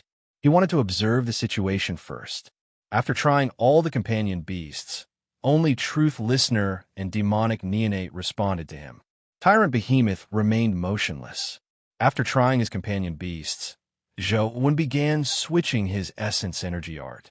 He wanted to see if his Life Providence and Life Soul were useful here. His Life Providence and Life Soul were very normal and weren't affected. Apart from not being able to summon companion beasts, everything else was the same as usual. When Zhou switched to the Tao Sutra, the jade infant actually opened its eyes. Its body emitted a treasure glow as a terrifying taboo power seeped into its body like a river. In just a few seconds, the jade infant nearly exploded from the terrifying taboo power. Zhou hurriedly deactivated the god's retreat life, soul, and fright. What a terrifying taboo power! At that instant, Zhou felt that the companion beasts in his body had regained their connection. Unfortunately, God's retreat couldn't last for long. Such a short period of time was basically impossible to use in battle. The taboo power of Netherworld City is actually even more terrifying than the taboo power on Jade Emperor Peak.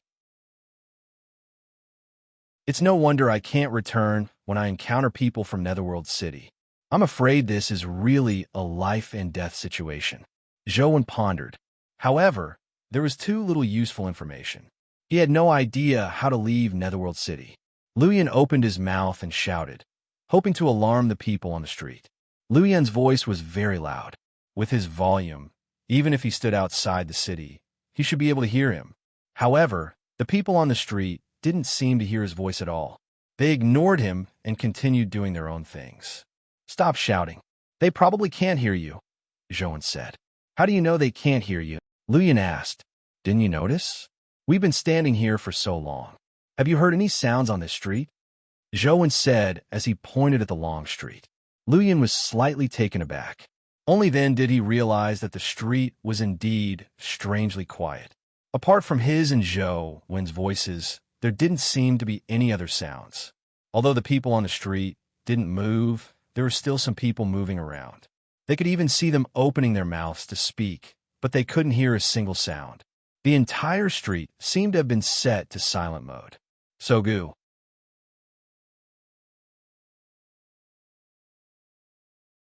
Chapter 637. That's not right. If Netherworld City is really muted, why can we hear each other's voices? Could it be that it's not that sound is forbidden, but that sound can only be transmitted within a certain range? Luyan said after some thought. From the looks of it, the possibility is very high. In other words, we have to walk over to communicate with those people, Zhou said as he looked at the people on the street. That's fatal. The person closest to us is 163 stone slabs away. Even if sound can transmit within a certain range, we won't need to walk to him. We'll have to walk at least 100 steps. Luyan counted the stone slabs on the street. Let's walk and see. Even if we stand here and don't move, the third rule might still take our lives, Zhou said. *T ironclad rule. If the ironclad rule is really effective, wouldn't we die without a doubt? Killing means death, but not killing means death. I think there must be something wrong with those 3 ironclad rules, Luyan said. Murderers die. If you don't kill a person a day, you can only commit suicide. What method is there to satisfy these 2 conditions without dying? Zhou frowned in thought. Luyan looked at Zhou and said, I've thought of a way. If I push you out now and make your number return to 0, you might die because of me. It can be said that I killed you, but I didn't kill you with my own hands. Does this count as satisfying 2 conditions at the same time? That's one method. Zhou nodded slightly. However, Luyan shook his head and said, this method is useless. Even if I kill you, I'll only live 1 more day. The price isn't proportional to the benefits. Our understanding of Netherworld City is limited now. Let's walk over and ask the people in front. Perhaps we can obtain some useful information, Zhou said as he walked forward. Don't go yet. Let's think of a solution. Perhaps we can think of a solution. For example, you can carry me. That way, we might only need to expend 1 person's steps, Luyan shouted. If I carry you, won't your legs leave the ground? Zhou said, I'm just giving an example. Perhaps there are other methods, Luyan said. Then take your time to think. Tell me when you're done. Zhou probed as he walked forward. On the same slate, no matter how one moved it back and forth, the number would not change. However, as long as one moved it to the next slate, the number would change. If one steps over 2 stone slabs, the number will be reduced by 2. You're already leaving. What's the point of telling you? Lu Yin gritted his teeth and followed. The two of them watched as the number on the slate continued to decrease. They were very nervous. No one knew what would happen when the number reached 0. As Zhou Wen walked, he looked at his phone. Netherworld City was still downloading and hadn't finished downloading.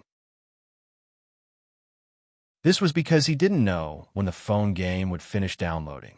If he couldn't download it in a day, he might very well be waiting for death if he didn't do anything.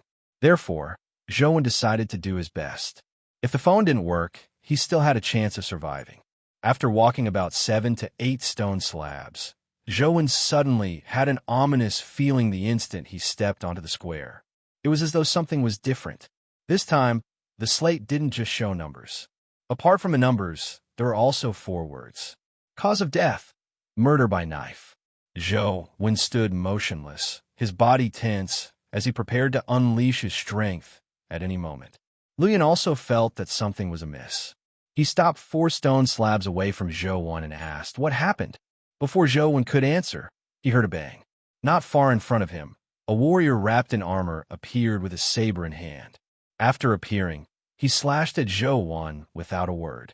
The black saber beam instantly appeared in front of Zhou Wen as fast as a phantom. Clang! Zhou Wen pulled out his bamboo blade and clashed with the black-armored warrior. The black-armored warrior's strength was much weaker than Zhou Wen's. He was sent retreating, but he wasn't injured. It was obvious that he was an epic dimensional creature and not a human. Zhou Wen couldn't move, but the black-armored warrior didn't have such restrictions. He moved rapidly and constantly slashed from all directions, hoping to slash Zhou Wen. Zhou Wen brandished his saber to fight, but all he could do was stand where he was. All this while, Zhou Wen had focused on training his movement techniques. Now that he couldn't move, he was a little unused to it. However, his realm, reaction, consciousness, and technique were still there.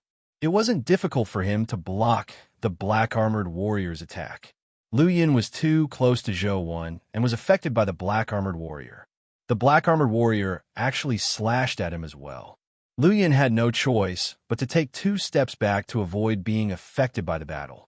However, the number also decreased with his retreat. He couldn't help but feel depressed. It's clearly a stone slab that I've already passed. Yet, the number still decreases when I return. Damn it, Lu Yin cursed inwardly. However, seeing Zhou Wen constantly being surrounded by the black-armored warrior, he gloated and joked, "Junior brother, your saber technique isn't bad. If you could move, even 10 black-armored warriors wouldn't be enough to kill you. What a pity. Even if I can't move, it won't be difficult to kill him. However, if I kill him, I can't predict what will happen next," Zhou Wen said. Lu Yin nodded when he heard that. This black-armored warrior should be considered a top existence at the epic stage. His movement techniques and saber techniques are very powerful. His strength is slightly weaker, but it's still top-notch. This time, an epic appeared. If the next time a mythical appears, we will definitely die since we can't use our companion beasts and can't move freely. I'm not referring to that. I'm wondering if this black-armored warrior is considered human. If I kill him, will I be violating the first ironclad rule? Zhou Wen added. After Lu Yun heard that, his expression turned solemn. If he's considered human, then we really have no chance of survival. Killing him means death, but if we don't kill him, we will be constantly attacked. We will die when our stamina is exhausted. After some thought, Lu Yun continued, I think there's a high chance that he's not considered human. Otherwise, there's no way for us to survive. I don't think Netherworld City has any intention of giving us a way out, Zhou Wen said coldly. Zhou Wen's mind raced. He definitely had to kill the black-armored warrior. It was impossible for him to continue fighting him like this. However, he couldn't kill him casually either. He had to be prepared. The black-armored warrior appeared behind Zhou Wen like a ghost and was already very close to him. Zhou Wen suddenly turned around and slashed out with his bamboo blade like a phantom. Before the black-armored warrior's saber could land, his saber had already sliced the black-armored warrior into 2.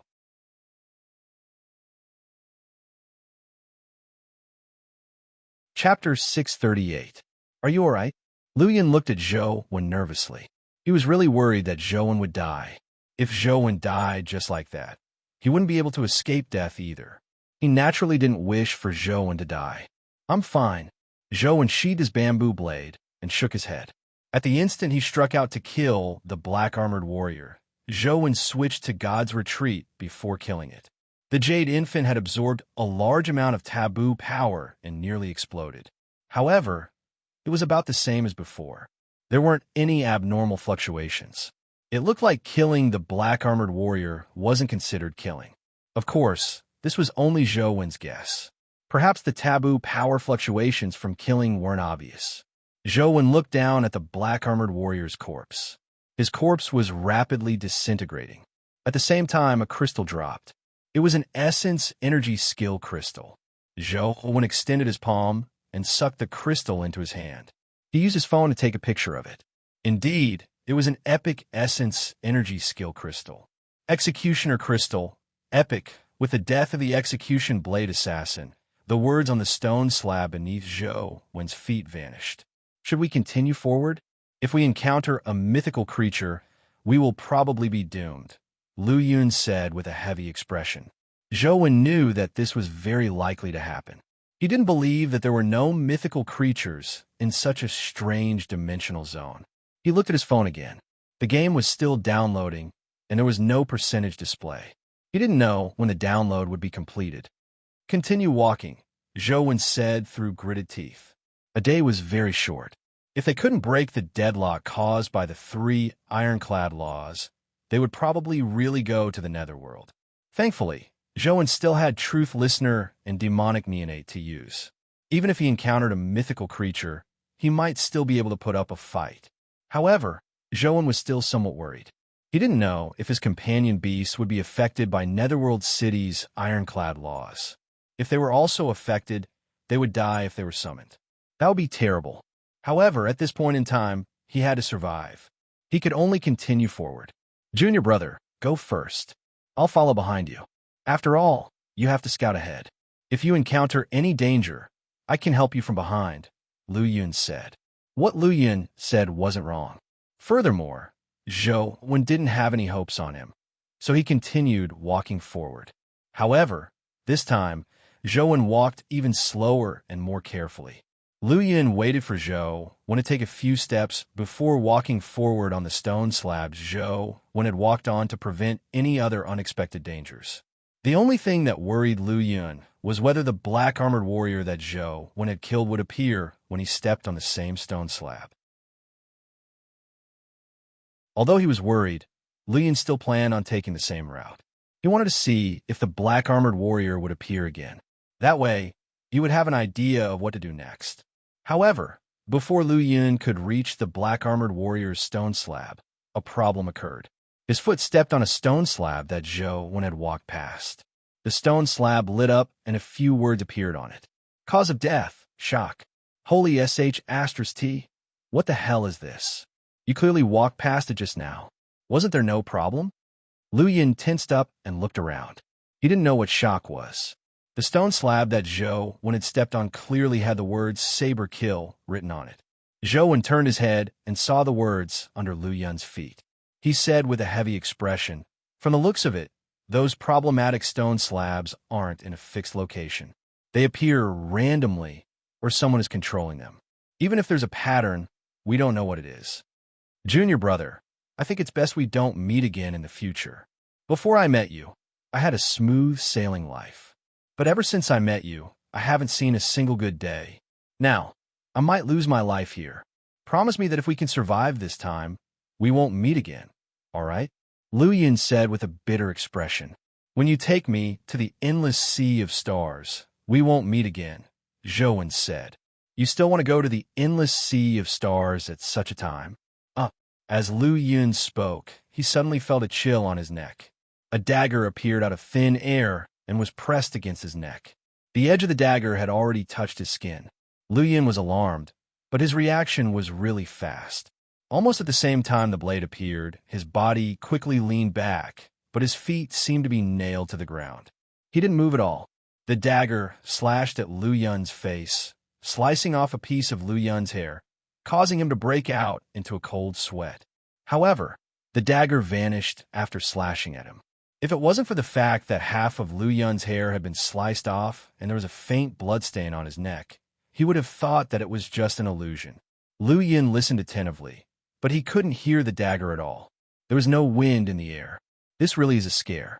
I'd rather encounter that black-armored warrior. Lu Yun felt depressed, but he was on full alert, not daring to relax at all. Suddenly, the dagger appeared at Lu Yun's waist and stabbed at his waist.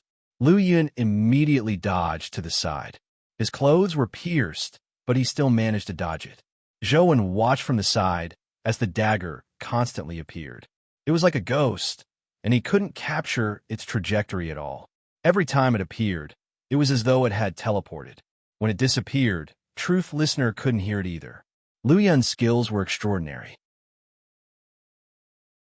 He dodged the various attacks of the dagger time and time again, making all sorts of unimaginable postures. At most, he only had one foot off the ground, but not both feet. There were some postures that even a professional contortionist might not be able to do. Senior brother, your movement technique isn't bad. Where did you learn it? Zhou asked with a smile. You're still gloating at a time like this. Quickly help me think of a way to finish this fellow, Lu Yun said gloomily. Since you have the ability to dodge, find an opportunity to slash it. Perhaps you can slice it in half with one strike, Zhou said. You make it sound easy. How would I have known that I would enter such a godforsaken place? I usually use companion beasts and don't bring any ordinary weapons, Lu Yun said. Why didn't you say so earlier? I brought weapons. I can rent them to you, Zhou said with a smile. Cut the crap. Hurry up and give it to me, Lu Yun shouted at Zhou as he dodged the dagger's attack by a hair's breadth. How's the rent? Zhou asked leisurely when he saw that he wasn't in too much danger. Whatever you say. Junior brother, can't you be a little more humane at a time like this? Lu Yun felt like crying. Tell me first, what movement technique is that? Zhou was especially interested in movement techniques. Lu Yun's movement technique wasn't as fast as Zhou's, but his body could make all sorts of strange postures. It was something almost impossible for ordinary humans to accomplish. It was definitely a special primordial energy skill.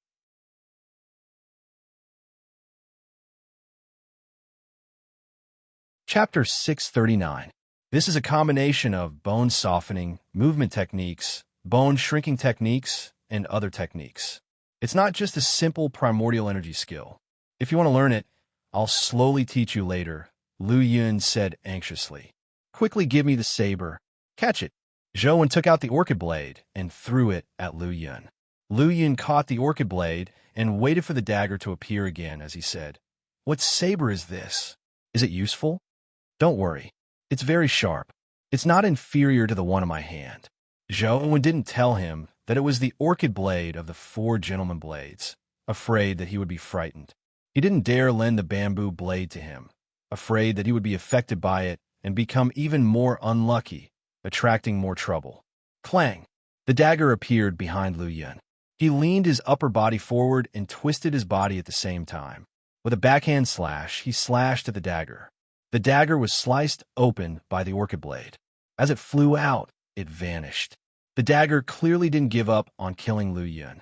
It continued to appear, but it was struck by the orchid blade in Lu Yun's hand. After slashing more than 10 times, the dagger snapped. Zhou saw him slash more than 10 times at the same spot on the dagger. His technique was exquisite and not to be underestimated. The dagger fell to the ground and quickly melted, leaving behind a dimensional crystal. It looked like it added stats. This saber isn't bad. Anyway, you still have a big one. Lend this small one to me for a while. I'll return it to you when we get out. You can set any conditions. Lu Yun felt uneasy without a weapon in hand, so he wanted to keep Zhou's orchid blade. If you want to use it, take it. We'll do it according to the conditions we agreed on. There's no need for any additional conditions, Zhou said. Seeing how straightforward Zhou was, Lu Yun suddenly felt that something was amiss. Based on the Zhou he knew, he definitely wasn't such an easy person to negotiate with. There must be a problem. Lu Yun carefully sized up the orchid blade in his hand. After looking at it for a while, his expression suddenly changed. Could this be the orchid blade of the four Bane's blades? As expected of senior brother. You're knowledgeable, Joan said with a thumbs up. Would we be so unlucky to have such a thing on you? I've been to the desert so many times in the past, but something happened to you the moment you came. So you have such an evil thing. You really aren't afraid of death. Wait, Lu Yun said in exasperation.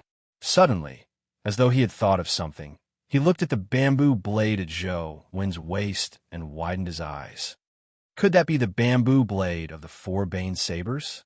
Are all the things you brought with you the real deal? What do you think? Zhou Wen asked with a smile. He pointed at Zhou Wen and said with a trembling voice, You really don't know how the word death is written. Plum, orchid, bamboo, and chrysanthemum four sabers. Those who obtain one will die a horrible death. UF *** King carry 2.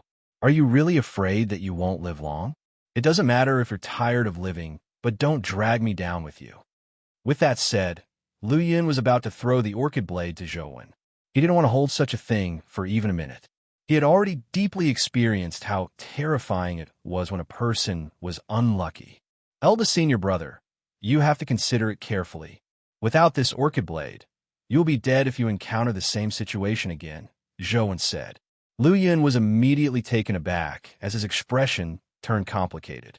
Although the orchid blade was infamous, the chances of him surviving were just too low if he didn't have a weapon in his hand. Junior brother, I really have to take my hat off to you.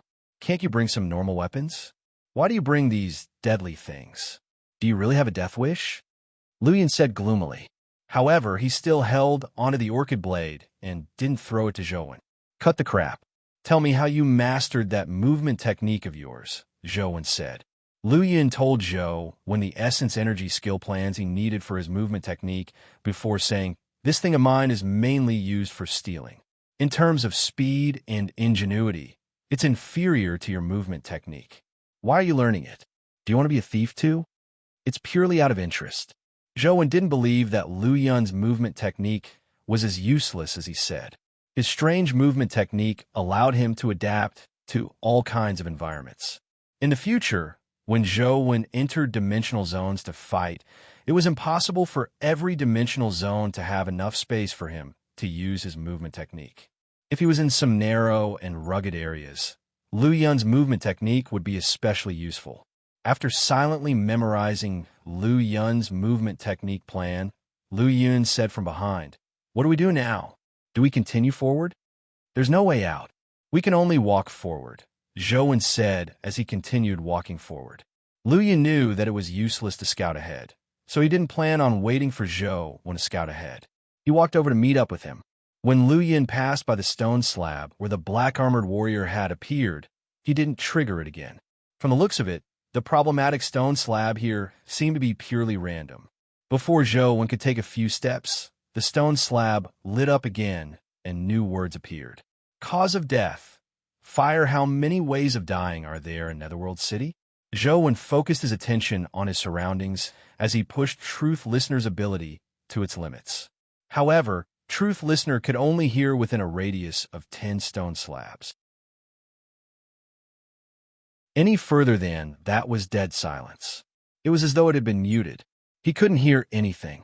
Zhou Wen could roughly determine that this was the range where they could hear. Boom! With a thunderous boom, a strange dimensional creature appeared to Zhou Wen's side.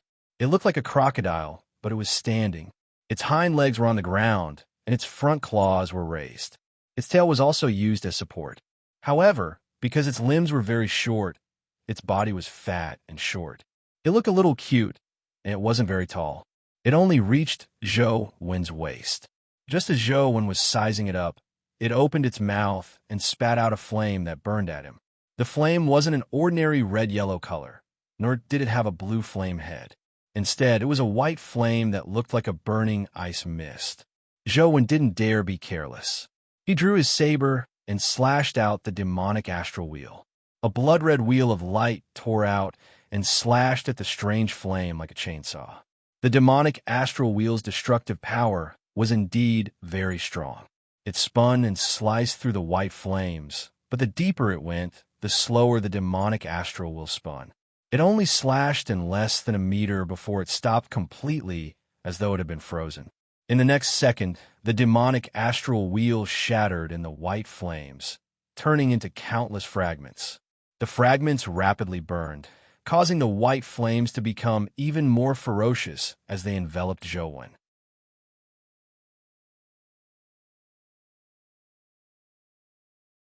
Chapter 640. At that moment, Zhou felt that the techniques he had been practicing recently were mainly movement techniques. Now that he couldn't move, he lacked the means to counter his enemies. There's still too little time. I don't have the time to learn so many skills. Zhou's time was indeed limited. Others only needed to advance one life soul, but he needed to advance four. Furthermore, he had only practiced for a little more than a year. To be able to train his movement technique to the pinnacle was a rather terrifying progress. However, at this juncture, the calamities didn't care if Zhou had the time to practice. The white flames were about to spray at Zhou. Zhou didn't use the bamboo blade to slash again. Instead, he used the demonic astral wheel suction technique and struck out with his palm. Using the spinning force, he diverted the white flames to the side. Even so, the demonic astral wheel's rotation gradually slowed down in the white flames. A few seconds later, the spinning force was no longer enough to divert the white flames. All Zhou could do was strike out again. Zhou sheathed the bamboo blade and constantly struck out the demonic astral wheel with both hands, diverting the white flames that spewed at him to the side. Hence, a magical scene happened. The monster spewed out flames that resembled white fire snakes, but they were diverted to the side by Zhou's demonic astral wheel. They bloomed like flaming chrysanthemums that filled the sky. "Junior brother, lower your head." At that moment, he suddenly heard Lu Yun's roar. Without any hesitation, Zhou crouched down and lowered his head. A cold beam that resembled a needle flew over Zhou's head. The monster's attention was attracted by Zhou. Its gaze followed his head down, and it wasn't prepared for the cold beam. The cold beam flashed and nailed into its eye. The monster immediately let out a tragic cry. Zhou took the opportunity to draw his saber and slash.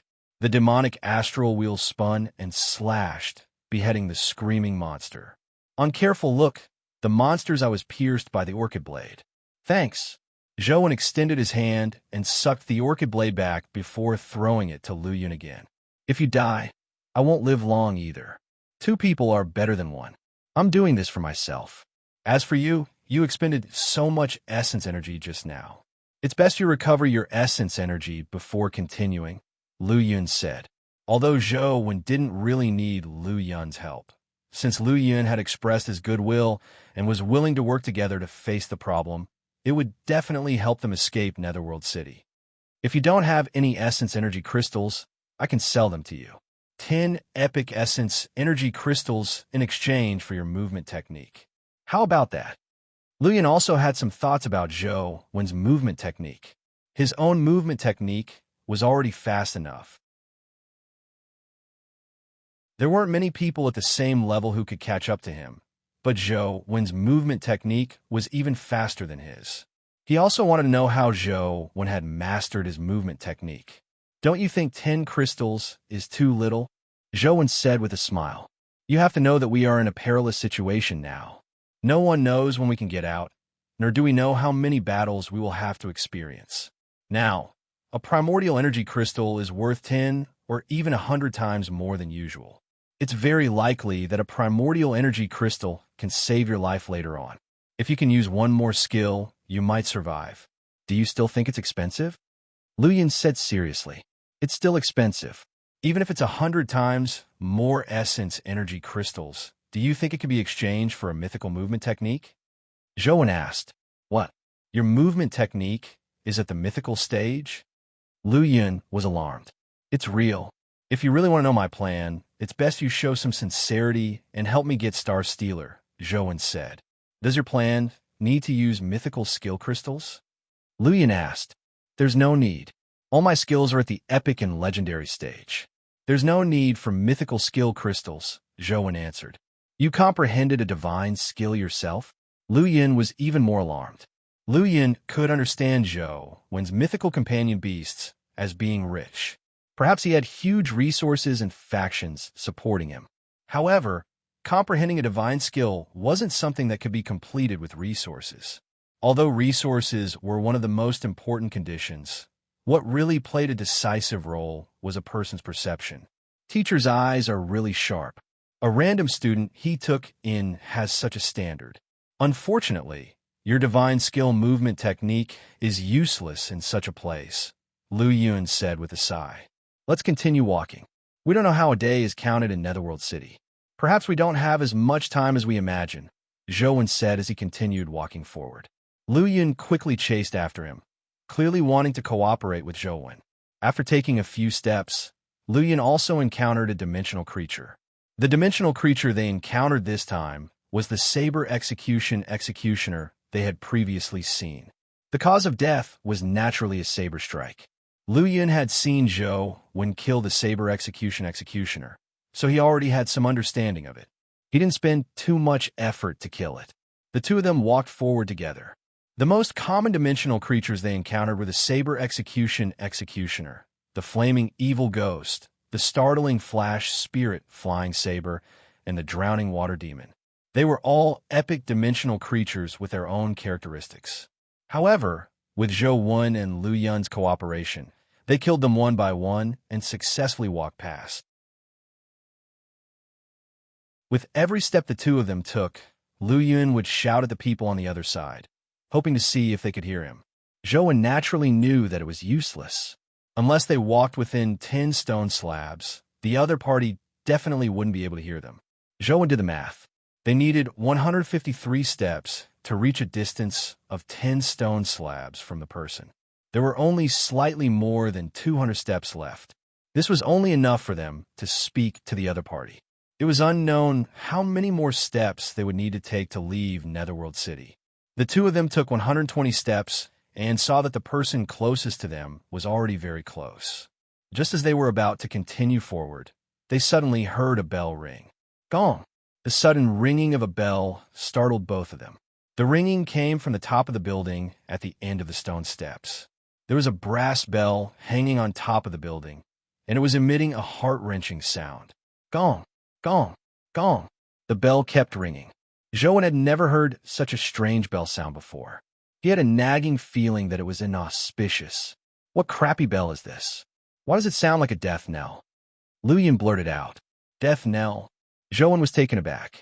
After Lu Yun said that, he thought about it carefully and was stunned as well. The two of them looked at each other and saw the uneasiness in each other's eyes. After the bell rang 7 times, it finally stopped. In front of the building, a throne carved from yellow jade slowly rose. There was a person sitting on the throne.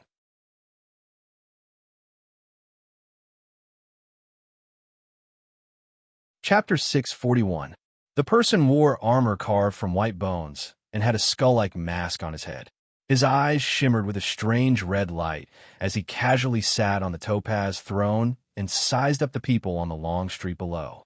His gaze didn't look like he was looking at a human, but like he was looking at a pig or dog. He supported his cheek with one hand and tilted his head as he looked at them. As for the people on the long street below, their faces were pale as their bodies involuntarily trembled, as though something extremely terrifying was about to happen. Who is that fellow? Why is he so cocky?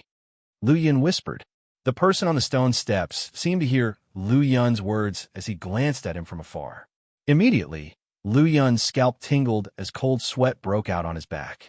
Thankfully, the person only glanced at him and didn't pay him much attention. Zhou Wen noticed that there was a bowl made of skulls in front of the person. Unfortunately, he didn't know what was inside the bowl. Truth Listener's abilities were limited to a portion, so it couldn't reach that far. Just as Zhou Wen was pondering over it, the person extended a hand and took something out of the bowl, clamping it between his fingers. Only then did Zhou Wen see that it was a die. There were a total of 6 of them. Each of them was crystalline like jade, but they looked more like they were carved from the bones of some creature. The die didn't look too special. Just like an ordinary die, the 6 faces were engraved with numbers from 1 to 6. They were all red, like the color of blood. When the person picked up the die, Zhou Wen and Lu Yun were alarmed because the stone slabs beneath their feet lit up. However, this time, the stone slabs lit up in a very special way. Blood-colored numbers appeared on them. The number under Zhou Wen's feet was 19, and the number under Lu Yun's feet was 18. They didn't know what this number represented. However, Zhou Wen soon knew what the numbers meant. This was because the feet of the people in front of them also lit up with blood-color numbers. Everyone's numbers were different, from 1 to 33. This also meant that there were a total of 33 people on this long street. These numbers were their numbers. Zhou Wen had already figured out what would happen next. The high and mighty guy would definitely throw the dice. If the number he threw was the same as the number under someone's feet, then that person would definitely be out of luck. Just by looking at the reactions of the people in front of him, he knew that they must have experienced the same thing, which was why they were so afraid. If the number under our feet is the same as the number he threw, I wonder what will happen. Lu Chu also noticed the clues, and he gulped as he spoke. I don't know, but I'm sure it's nothing good. As Zhou Wen spoke, the man waved his hand and threw the die out. Zhou Wen originally imagined that he would throw the dice into the bowl, but the outcome surprised them. The person actually threw the dice down. The 6 dice landed on the stone steps and rolled down the steps. The amazing thing was that when the 6 dice rolled down, they became bigger and bigger. When they landed on the long street, each side was more than a meter long. The 6 huge rolling dice rushed into the long street at an extremely fast speed. Wherever they passed, the people in front of them would dodge to the side, not daring to come into contact with the dice. They seemed to be extremely afraid. What should we do? Lu Chu looked at the dice that rolled over. 2 of them were huge, and they would likely pass by where they were standing. If they wanted to dodge, they had to move at least 3 stone slabs away. Let's dodge first. Zhou Wen didn't know what the dice were, but he decided to avoid them for now. He would wait until he got to the front and figure things out. When the dice rolled over, the 2 of them chose to dodge. The 6 dice rolled past them with a rumbling sound, and the number of steps they took was reduced by 4. Clang!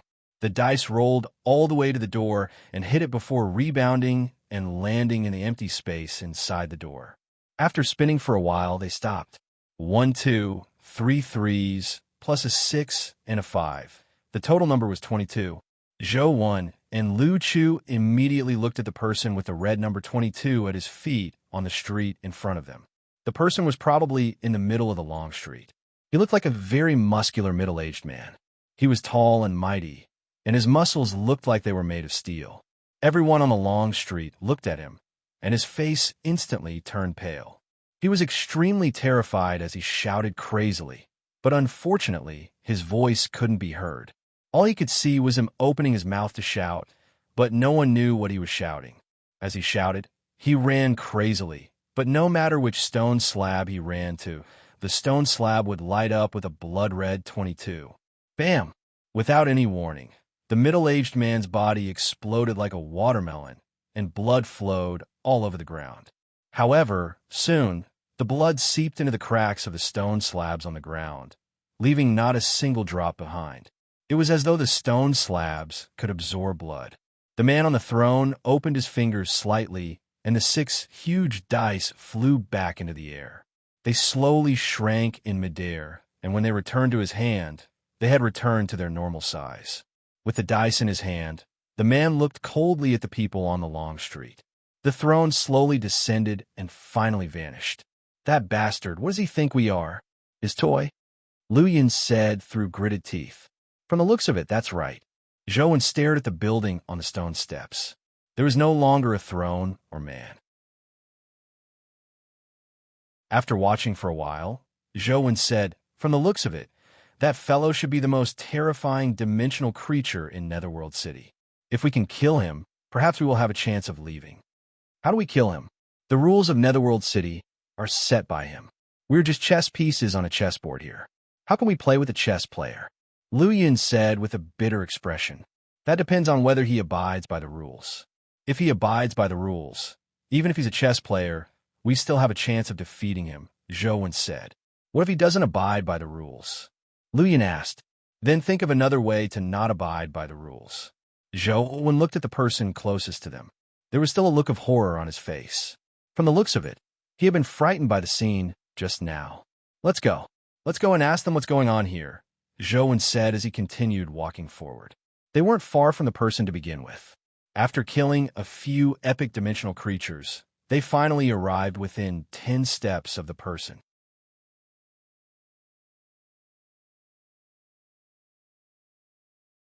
Chapter 642. The person's hair was already white, and he looked to be in his 50s or 60s.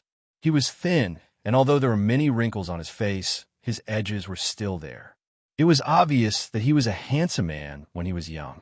When the old man was looking at the dice, he saw Zhou Wen and Lu Yun. He also knew that they had walked over, but he didn't seem to have the intention to communicate with them. All he did was stand there dejectedly. "Brother, how should I address you?" Lu Yun asked.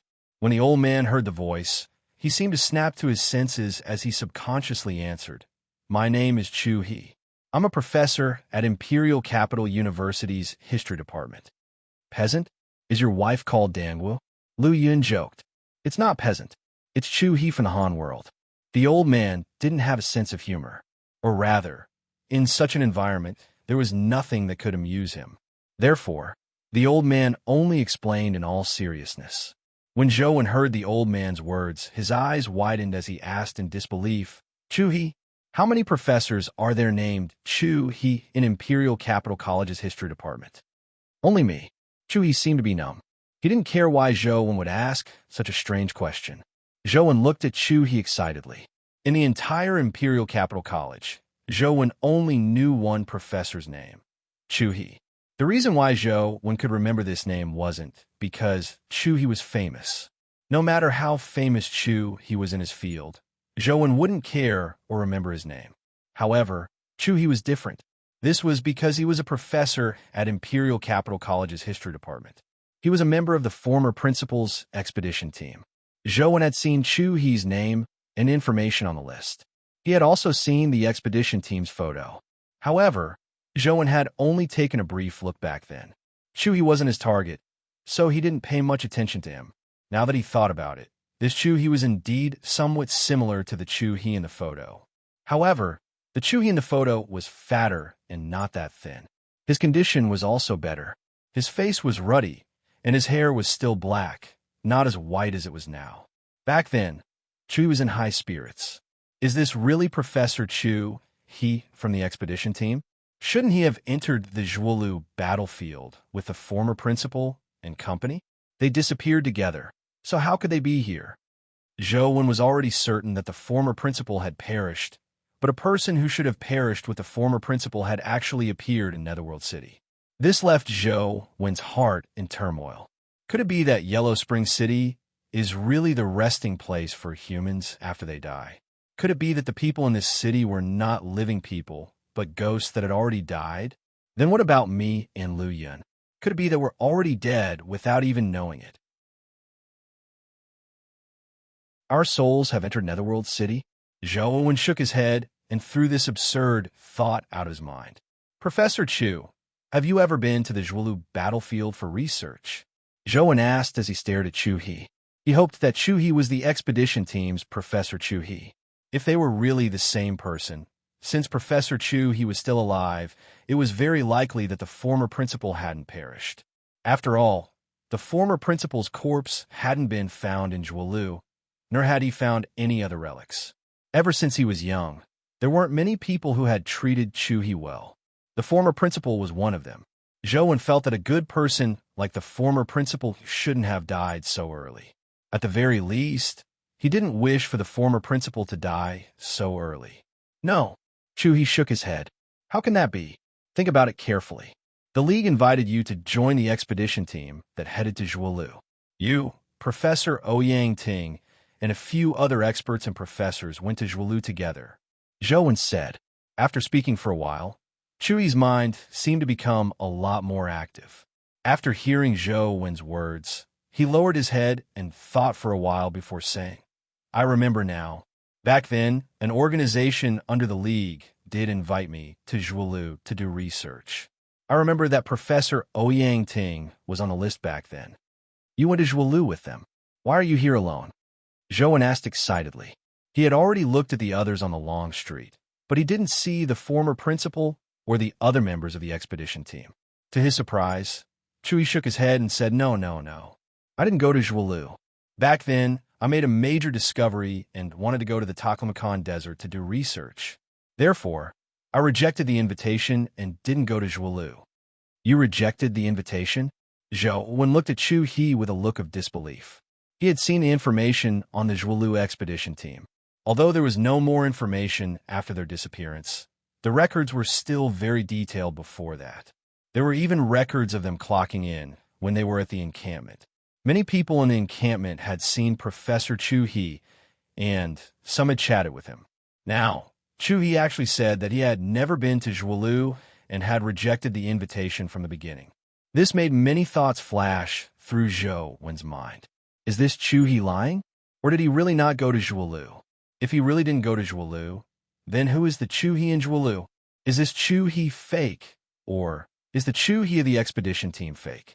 Or is it the same person? After Chu He died, his soul entered Netherworld City and he has forgotten the past?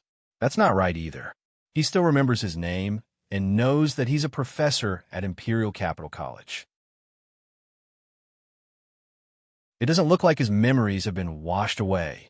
Zhou's mind was in chaos as he couldn't figure out. Yes, I rejected it, Chu He said bitterly. Back then, I also hesitated. If I had chosen to go to Zhuolu, I wouldn't have been trapped in this hell-like place. Zhou thought to himself, if you had gone to Zhuolu back then, your outcome might not have been better than now. At least you are still alive. I can't even be sure if the former principal and the rest are dead or not. Junior brother, let's talk about those trivial matters later. We don't have much time left. Get to the point, Lu Yun said anxiously. Zhou nodded and asked, Professor Chu, how did you enter Netherworld City? What's going on here? Chu said, back then, I was studying the ruins of the Naya civilization in the desert. Who knew that I would encounter a huge sandstorm? After the sandstorm passed, I saw Netherworld City. Then the surroundings burned, forcing me to flee into Netherworld City. Chui's experience in Netherworld City was similar to Zhou's. However, Zhou thought of a very important problem.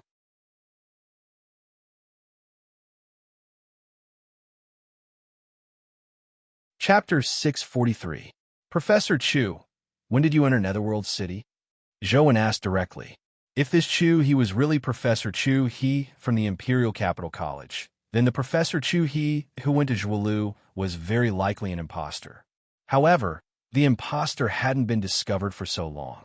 This meant that Professor Chu He had come to the desert very early, so no one had seen him again.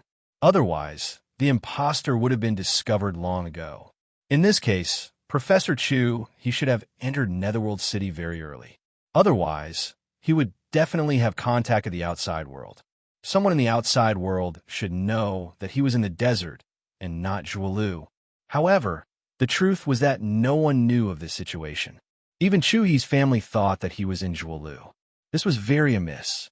If someone hadn't deliberately cut off Professor Chu He's connection with the outside world, it meant that he had entered Netherworld City very early, so no one knew that he was here. However, with the 3 ironclad laws of Netherworld City, how did Professor Chu He survive? What time? Professor Chu He looked at him strangely and said, It's today. Didn't you come in today because of the sandstorm? Today? Then didn't you contact your family before you came in? Zhou asked in disbelief. There's no signal in the desert. How can I contact my family? About half a month ago, I went to a city outside to contact my family once. At that time, I was very excited to tell them that I had made a major discovery and would soon return to reunite with them. I never expected. Chui's face was filled with sorrow. Zhou was completely dumbfounded. Chui had contacted his family half a month ago, so why hadn't his family mentioned this matter? His family hadn't mentioned Chu He's arrival in the Taklamakan at all. Now, Zhou wished he could immediately return and ask Chu He's family what was going on. From Zhou's point of view, this wasn't a coincidence. For Professor Chu He's to appear in different places, someone must be controlling everything from behind the scenes. Who is doing this? If the Zhualu expedition team's Chu He is fake, then why did the fake Chu He sneak into the expedition team? Could the disappearance of the former principal have something to do with him? With this in mind, Zhou Wen's mind turned active. If someone had really captured the old principal, then the old principal might still be alive. However, Lu Yun was somewhat anxious. Zhou Wen didn't get any serious questions after asking all day. He had no choice but to ask. Professor Chu, you came earlier than us. Do you know what's going on here? What was that dimensional creature that appeared above? That's City Lord Netherworld. The bronze bell above will ring every hour. It's just like the clock at home. When the bell rings 7 times a day, he will appear, throw the dice, and take away a life. Chu He said with a trembling body. Wait, you said that the bell rings 7 times a day. In other words, you've been here for more than a day, right? Zhou Wen realized the problem in Chu He's words. Zhou asked. Chu He said with a bitter smile. I heard it. 1. Chu He 1. I Netherworld I Chu. I, Chu said. Chu Wen said. However, my worries are unnecessary. I don't even know if I can survive today. So what's the point of worrying about tomorrow? Lu Yin was immediately disappointed. He originally imagined that he could find someone who understood the situation and ask about Netherworld City. But to his surprise, Chu He had entered Netherworld City on the same day as them. He was just a little earlier than them. He carefully looked at Chu He's feet and realized that he still had 132 steps left. He had fewer steps than Zhou Wen and company. Professor Chu, have you heard anything else about Netherworld City and City Lord Netherworld? Lu Yin continued, asking indignantly. To Lu Yun's surprise, Chu He knew much more than he imagined. According to the news Chu He had heard, the 3 ironclad rules of Netherworld City couldn't be violated. Otherwise, one would immediately die. Furthermore, the distance of a stone slab was a number. Be it advancing or retreating or moving left and right repeatedly, it would be calculated. Once the number returned to 0, it meant the arrival of death. Chu He had personally seen a person self-destruct and die because the number returned to 0. It was identical to the middle-aged man who had died. It was said that there was only one way to leave Netherworld City alive. It was to walk to the end of the long street, step onto the stone steps, and arrive in front of the Netherworld Divine Throne. Only by sounding the bronze bell above could one leave Netherworld City. That's impossible. From here to the stone steps, there are at least 2,000 to 3,000 stone slabs. With our small number of steps, we can't even reach the stone steps, much less walk up the stone steps to sound the bronze bell, Lu Yun said with a frown. It's not impossible to increase the number of steps. As long as we wait for the next hour, the doors on both sides of the long street will open. When the time comes, we will have a chance to obtain steps, Chu He said as he pointed at the tightly shut buildings beside him. Do those shops sell the number of steps? What should we use to buy them? Is it money or dimensional crystals? Lu Yun asked as he sized up the shops on both sides of the street. No, those aren't shops, but torture chambers.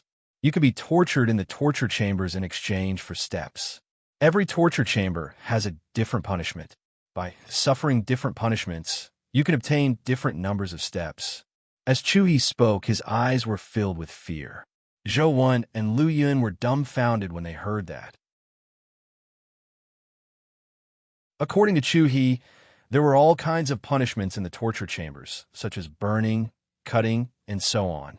Having a red-hot piece of metal branded on the chest, burning one's skin and flesh could be exchanged for 5 steps. There was also using a needle to stab 10 fingers in exchange for 10 steps. Using a knife to scrape off a piece of flesh could give 1 step. Although the various punishments didn't take one's life, they left one shuddering in fear. In that case, as long as we can endure the pain, we can obtain enough steps to walk up the stone steps. Lu Yun asked, that's not entirely the case. Every punishment only gives a step reward on the first punishment, Chu He said. Zhou Wen immediately counted the number of torture chambers on both sides of the street. According to the information Chu He had obtained, a torture chamber could only give about 10 steps.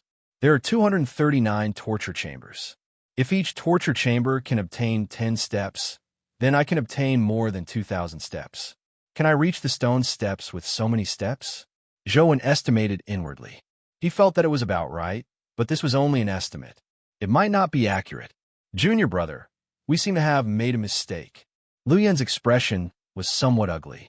He also thought of the same problem as Zhou. The number of steps was very tight. They probably had to go to all the torture chambers before they could ascend the netherworld divine throne. However, along the way, they had already missed many torture chambers. If they were to walk back now and come back, they would waste a lot of steps, making the number of steps they already had become even fewer.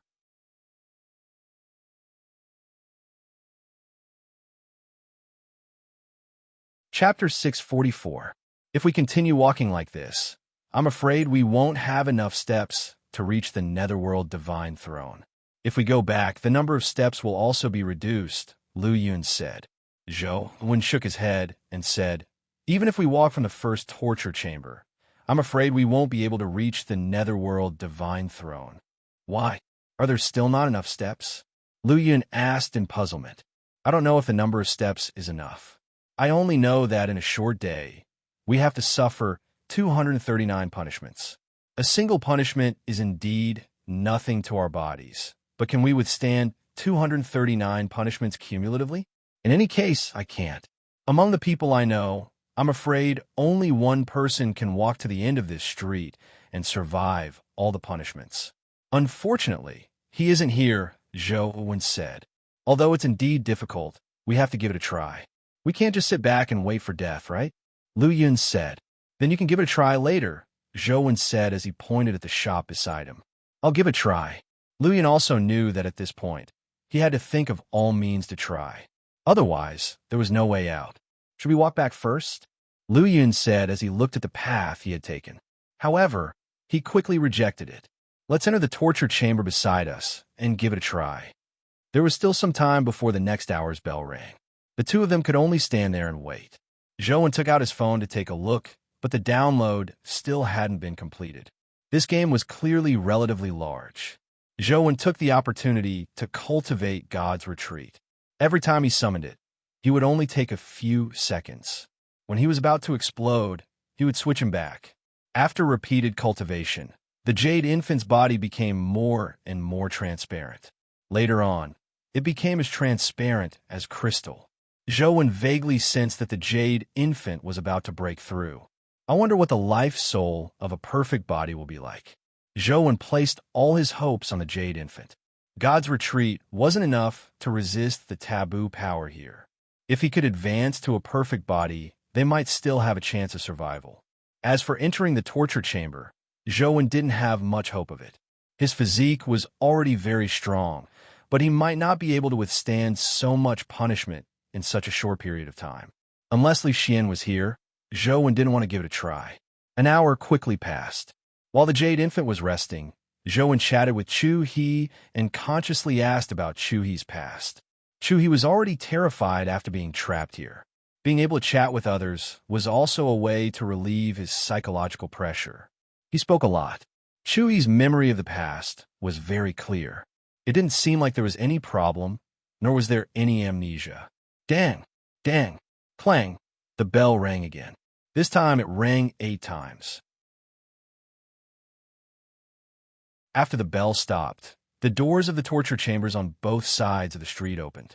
Zhou Wen looked at the torture chamber beside him and saw a strange torture device inside. It looked like a wooden horse, and on its back was a long spike that resembled a unicorn's horn. However, it didn't grow on its head, but on its back. Next to the instruments of torture, there was a sign with the words "Wooden Horse Punishment" in 20 steps written on it. Eldest senior brother, you could get 20 steps from the torture here. The reward is very high. Do you want to give it a try? Zhou Wen said to Lu Yun. Lu Yun's face turned green when he saw the torture device. He immediately shook his head and said, "Try my ass. Let's try this." Scraping with 1,000 blades. Scrape off a piece of flesh for 1 step. A few more slices will give you a few more steps. This is a punishment that can be repeated. Perhaps there's a chance of getting more steps. Can you take it? Zhou Wen looked at the torture chamber and saw a metal shackle hanging from a beam. Beside it was a dagger-sized knife. He roughly understood at a glance that his hands were to be cuffed and hung up before a knife was used to scrape off his flesh. As a man, there's nothing I can't endure in order to survive. Let me do it. Lu Yun knew that he could only risk it if he wanted to live. Almost without any hesitation, Lu Yun followed Chu He's instructions and shouted at the 1,000 cuts torture chamber, "I want to receive the punishment of 1,000 cuts." Just as he said that, his body vanished from Zhou Wen's side as though he had teleported. Zhou Wen looked over and saw that his hands were cuffed as he was hung in the air of the torture chamber. The knife was picked up by a white, ghost-like creature and slashed at Lu Yun's thigh. The knife seemed to be sawing through flesh as it sliced back and forth, slicing off a piece of flesh from Lu Yun's thigh. Needless to say, the white ghost's knife skills were top-notch. The flesh that was sliced was as thin as a cicada's wing and was almost transparent. It was comparable to a top chef's. Zhou Wen roughly understood why the knife sliced so thin. It wasn't because it was afraid of death, but because if it was too thick, it wouldn't be able to cut thousands of slices. Naturally, it couldn't be considered 1,000 blades. Such a method of slicing was enough to turn Lu Yun's face pale from the pain. The wound was secondary, and not much flesh had been sliced off, but it was really painful. Lu Yun gritted his teeth and didn't say a word. The knife continued slicing, slowly slicing off another piece of flesh. When Zhou Wen looked at Lu Yun again, his forehead was already covered in cold sweat. Chu He was also horrified as he watched from the side. Such a bloody and cruel torture made one's hair stand on end. Lu Yun didn't even grunt as the knife sliced off his flesh. He was a model of a true man. Even Zhou Wen had no choice but to admire him. Lu Yun was really unyielding. To Zhou Wen's surprise, Lu Yun's wound didn't bleed much. Every time the knife sliced off a piece of flesh, the wound would automatically shrink. There wasn't a lot of bleeding. Eldest senior brother, I couldn't tell that you had cultivated such a powerful self-healing technique, Zhou Wen exclaimed. Self-healing my ass. It's the power in this torture chamber that's preventing me from bleeding. It's afraid that I'll die before I'm sliced by 1,000 blades, Lu Yun cursed. He wasn't really such a hot-tempered person. He just wanted to vent his pain through cursing.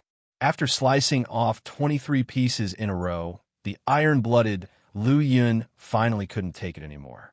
He shouted, "I give up on the torture." With a clang, the metal cuffs opened by themselves, and Lu Yun's body fell. However, when he landed, he had already returned to the stone slab he was originally on.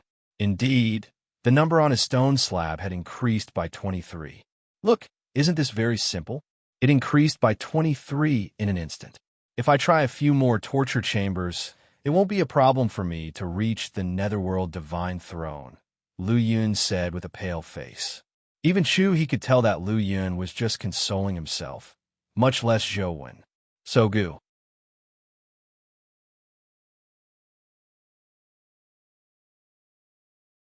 Chapter 645. If we continue being tortured like this, I'm afraid we will be dead before we finish all the punishments.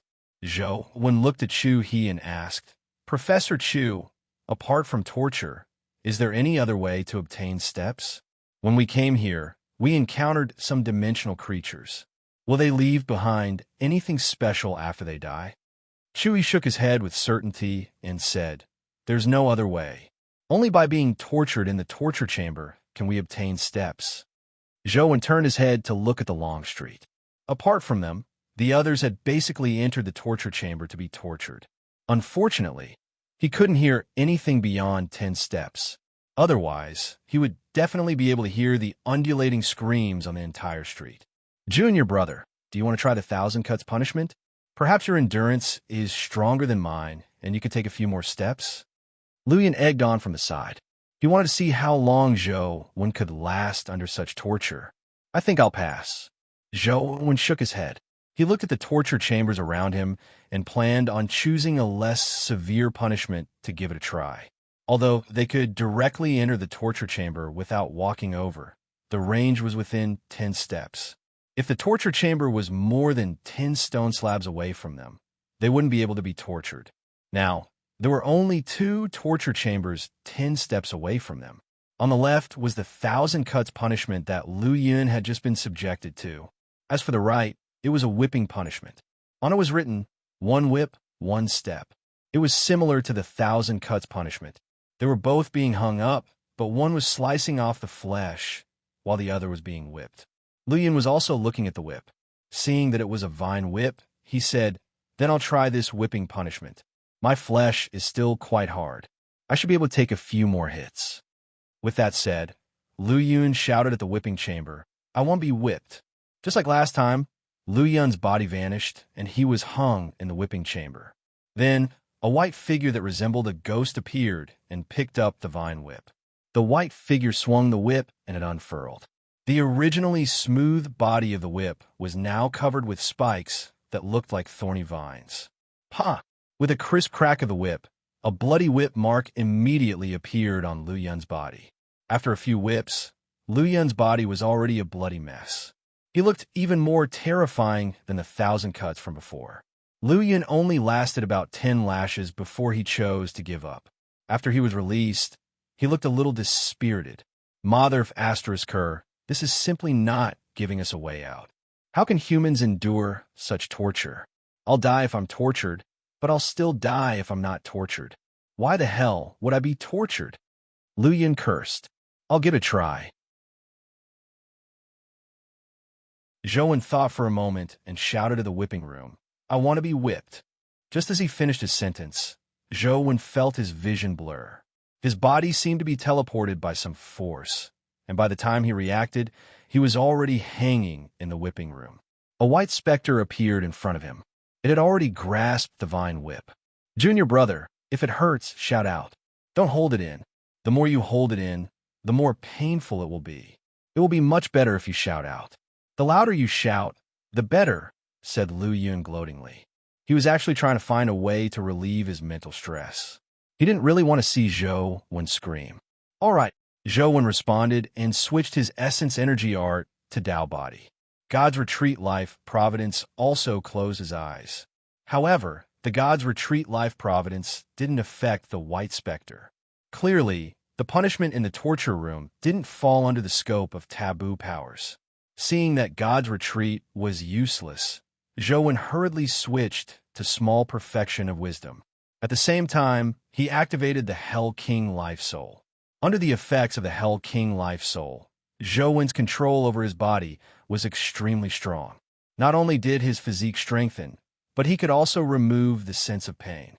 No matter how serious his injuries were, Zhou didn't feel any pain. It was as though his pain nerves had been removed. Zhou didn't plan on being tortured all the time. He just wanted to try being whipped to see how powerful the punishment was.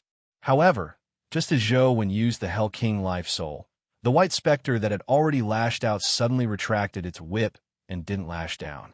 "Junior brother, what's going on? Don't tell me you can't even withstand a single whip and are giving up?" When Lu Yun saw this scene, he imagined that Zhou had given up. However, what happened next left Lu Yun's mouth agape. The whip-wielding white specter knelt in front of Zhou with a thud.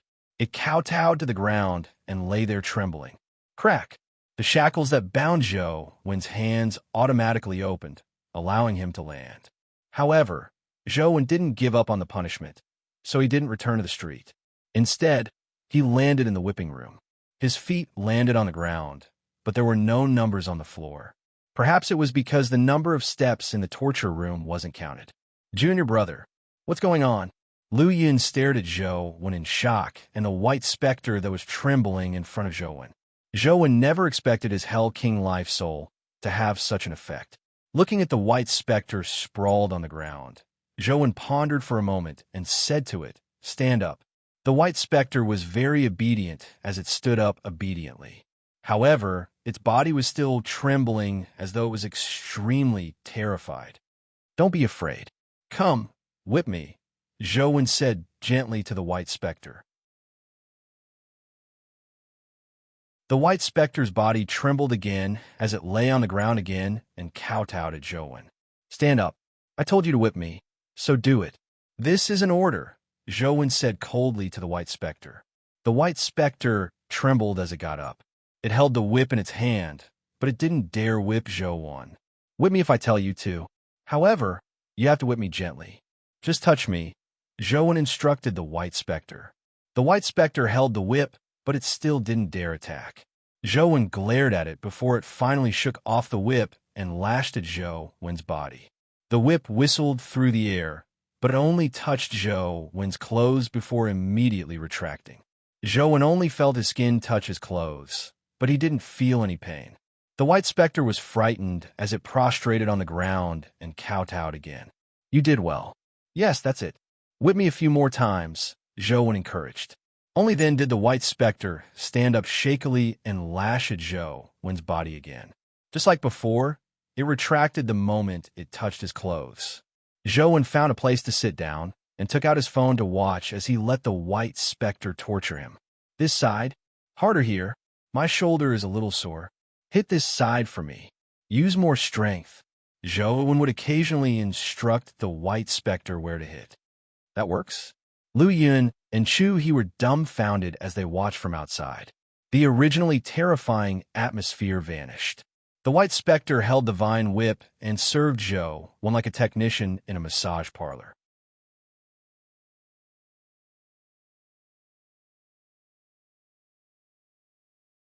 Chapter 646.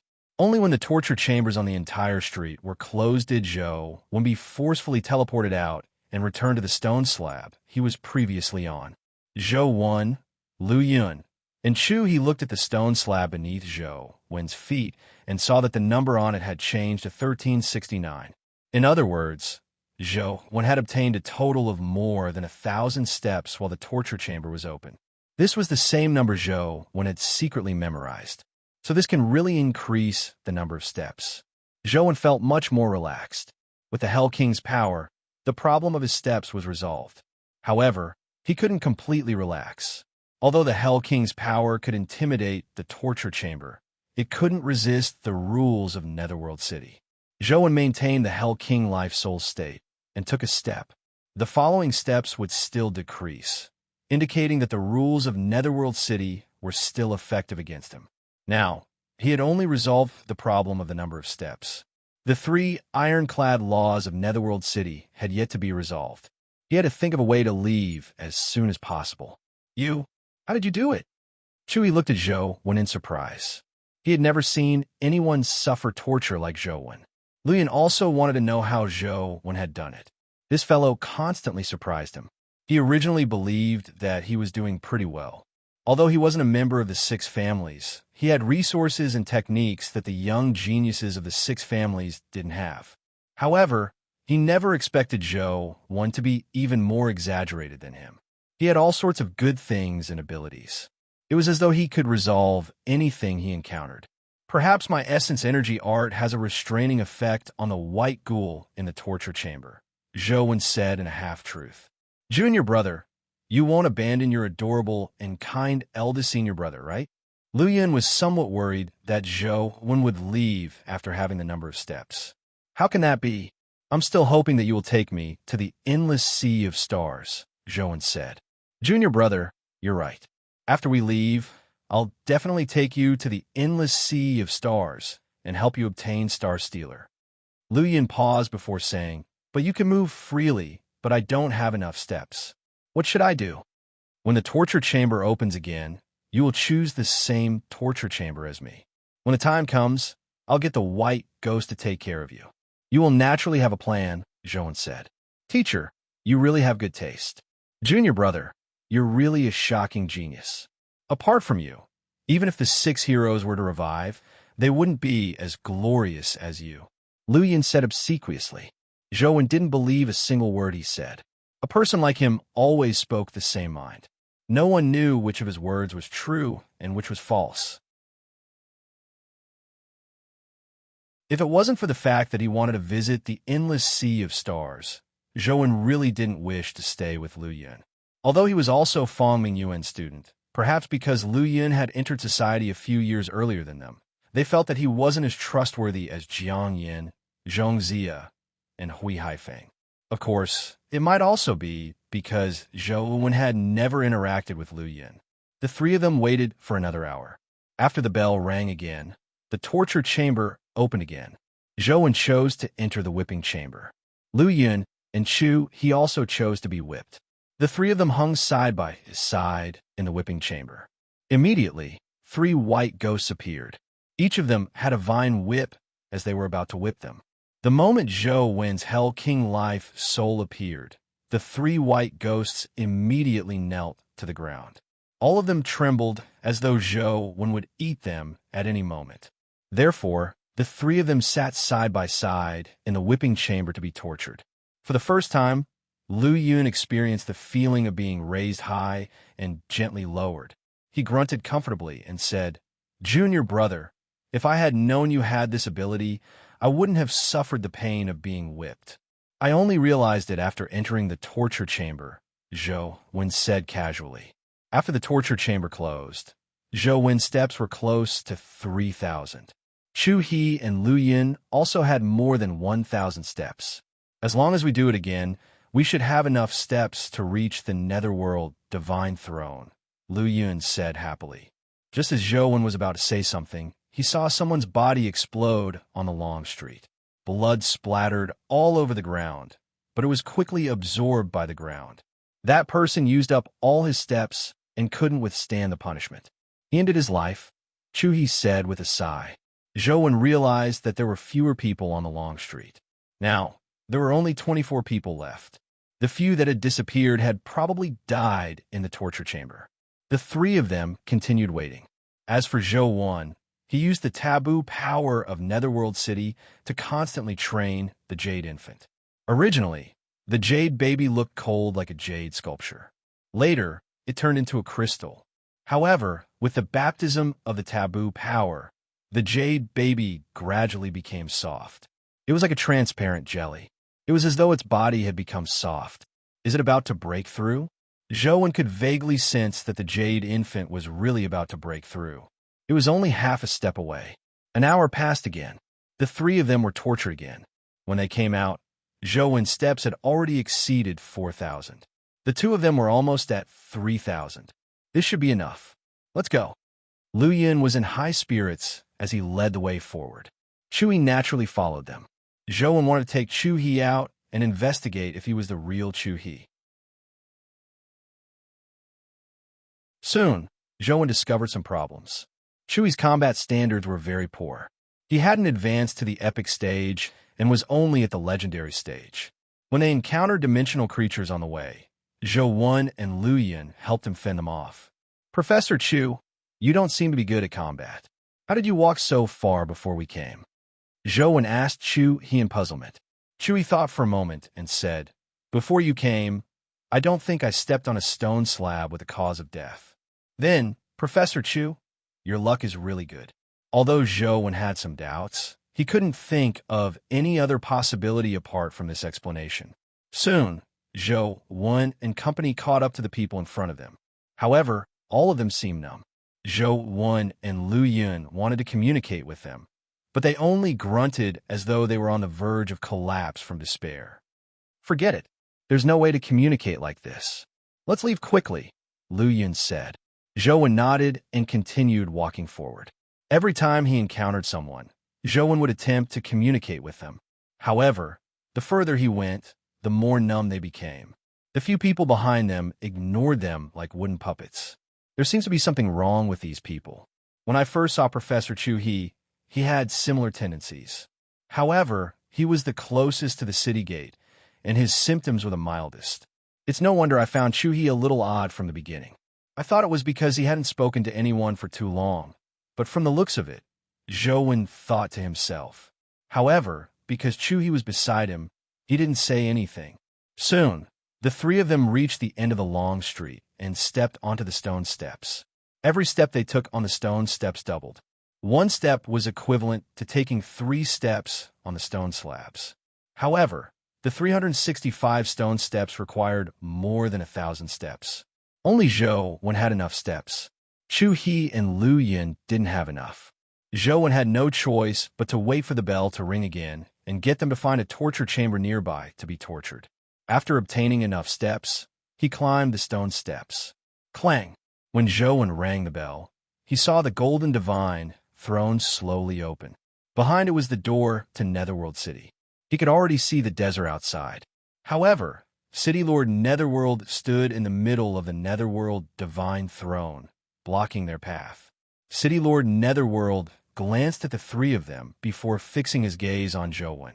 Jowen was already prepared for battle. He didn't believe that it would be that easy to leave Netherworld City. You can leave, but he has to stay. City Lord Netherworld didn't attack. All he did was extend his index finger and point at Chuhi. He can also ring the Netherworld bell. Why can't he leave? Jowen asked with a frown. Because he's already a dead person, City Lord Netherworld said indifferently. What do you mean? He's clearly a living person. How can he be a dead person? Luyan said. Jowen suddenly thought of something as he turned to look at Chu He and asked, Professor Chu, what's the exact date you entered Netherworld City? It should be March 8th of the 28th year. Why? Chu He asked in surprise. Jowen's expression immediately changed. This was because the 28th year was the year the old professor and company headed to Zhualu. In other words, Chu He had already entered Netherworld City that year, but he had always believed that he had only entered Netherworld City today. Then, there was only one possibility. With Chu He's abilities, it was impossible for him to survive in Netherworld City. Therefore, he had long died. However, Chu He was now standing in front of him alive and well. It was hard to believe that he was a dead person.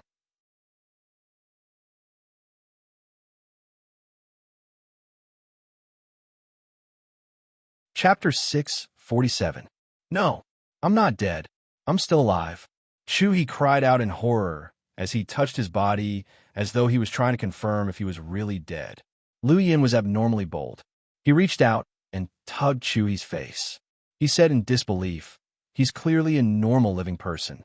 How can he be dead? Jowen couldn't tell how Chu He looked like a dead person. His body was normal. His heartbeat was normal, and his body temperature was normal. Apart from his slow thinking, he couldn't tell how he looked like a dead person. However, if Chu He wasn't dead, it was hard to explain why he had entered Netherworld City so long ago, but said that he had only entered Netherworld City today. Aren't you afraid that his soul will dissipate and disappear from the world forever? Take him out of the city, City Lord Netherworld said as he made way. Can we really leave? Luyan looked at City Lord Netherworld in disbelief. He had been in society for years, so he naturally knew that human words couldn't be trusted. Furthermore, the person who said that was a dimensional creature and the owner of Netherworld City. This was true nonsense. As long as he isn't afraid of his soul dissipating, feel free to leave Netherworld City, City Lord Netherworld said indifferently. Professor Chu, what do you think? Do you want to leave with us? Luyan asked Chu He. I want to go out. I'm not a dead person, Chu He hurriedly said. Jowen looked at City Lord Netherworld and asked, We both entered Netherworld City. Why aren't we dead? But Professor Chu He is. However, City Lord Netherworld seemed to be very patient. He glanced at Jowen and answered, When you entered the city, didn't the gates of hell make it very clear that no one can violate the 3 ironclad rules of Netherworld City? Since he didn't walk out alive the day he entered the city, he's naturally dead. I'm not dead. I'm really not dead. Don't believe him. Take me away. Chu He's eyes were bloodshot and his mental state was very unstable. This couldn't be blamed on Chu He. Anyone who suddenly heard someone say that they were already a dead person and that it was said in such a logical manner would almost believe it. They would be as nervous as Chu He. Professor Chu, don't be anxious. I believe you. Follow us out of the city, Luyan said as he patted Chu He on the shoulder. Although Jowen had his suspicions, he couldn't confirm that Chu He was really a dead person. After some hesitation, he looked at Chu He and said, Professor Chu, it's your choice to leave this place. I'll go with you. I'm really not a dead person, Chu He said immediately. All right, let's go. Jowen stared at City Lord Netherworld as he moved towards the door formed by the Netherworld Divine Throne. Chu He and Luyan followed beside Jowen as they walked out the door. At the same time, they carefully guarded against City Lord Netherworld, prepared to fight at any moment. However, City Lord Netherworld only stood by the side and watched. He had no intention of stopping them. Outside the desert, the sun was high in the sky. Outside the Yellow Springs Divine Throne was bright and beautiful, but inside the Yellow Springs Divine Throne, it was dark and gloomy. Luyan walked at the very front. He was the first to step out and stand under the desert sun. Zhou walked at the back, constantly wary of City Lord Netherworld. However, City Lord Netherworld didn't move at all. All he did was look at them coldly. Chu stood in the shadows, only one step away from the desert and the sun. However, Chu was somewhat hesitant. Although he felt that he was definitely not a dead person, City Lord Netherworld had said it with certainty. Furthermore, Zhou and Luyan had said that he had been in Netherworld City for a long time. This made him somewhat afraid. I'm definitely not a dead person. I'm definitely not a dead person. Chu gritted his teeth and extended his palm towards the sun.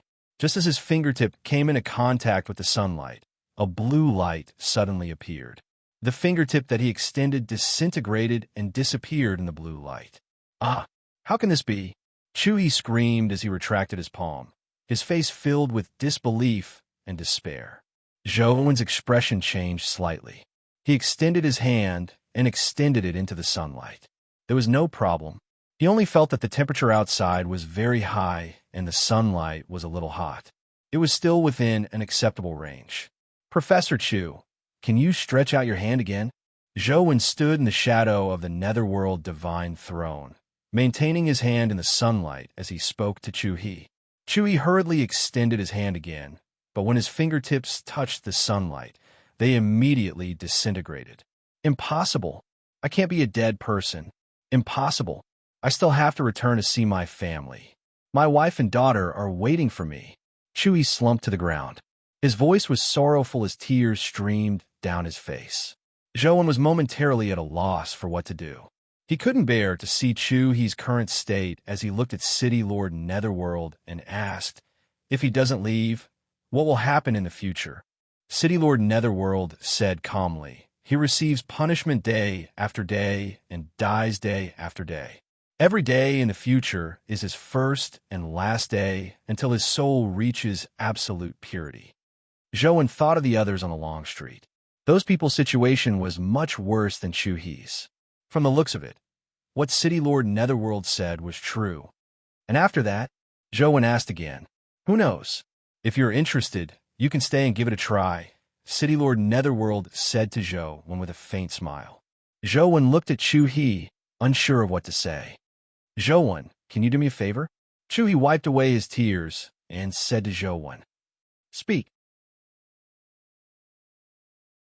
As long as it's within my capabilities, Zhou said. Help me return home to take a look. If possible, help me take care of my wife and daughter. When they are in trouble, help them as much as you can. I don't have anything on me to repay you now. I only have some research on the Naya civilization. This is all I have. If you don't mind, treat it as my reward for you. Chu handed the information in his backpack to Zhou. Many of them were handwritten notes. Don't worry, I'll take care of them. Zhou took the information and nodded seriously. Even if Chu hadn't said anything, Zhou would have made a trip to Chu's house. He still wanted to figure out the real Chu. Don't tell them that I'm here. They have already been sad once, so don't let them be sad a second time, Chu said to Zhou. I know what to do. Zhou nodded. Go. Don't look back, Chu said disheartenedly. Zhou had no choice but to turn around and walk out of the Netherworld Divine Throne. The moment Zhou walked out of the Netherworld Divine Throne, he suddenly heard City Lord Netherworld's voice. If you have the chance to come again, you could try enduring all the punishments. Then, you will see the real Netherworld City. However, he had already walked out. When he turned back, there was endless yellow sand behind him. There was no sign of the Netherworld Divine Throne or Netherworld City. It was as though everything that had happened was just a dream.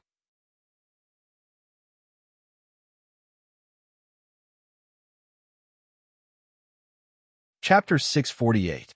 Zhou suddenly felt something amiss in his hand. He looked down and saw that the notebooks in his hand seemed to be burned by an invisible flame as they were turning to ashes. Oh no! Zhou immediately reacted. These notebooks had long been destroyed with Chu's death. What Chu he had given him couldn't be allowed to exist in the human world. Before the notebooks were completely reduced to ashes, Zhou flipped through a few pages. However, before he could read much, the information had already been reduced to ashes. They scattered with the desert wind and vanished without a trace. It's really like a dream. I never expected that I, Lu Yun, would return alive after taking a trip to the netherworld. I'm really lucky, Lu Yun said with lingering fear. Don't think about that for now. Take a look and see if you can tell where this place is. Can you still find the way to the endless sea of stars? Zhou perked up and sized up his surroundings. There was yellow sand all around him. All he could see was an endless desert. Zhou couldn't even tell the direction. No problem. Leave it to me. However, do you really want to go to the endless sea of stars? We seem to be a little too unlucky. I'm afraid something will happen again. Lu Yun glanced at the bamboo blade on Zhou's waist before throwing the orchid blade back to him.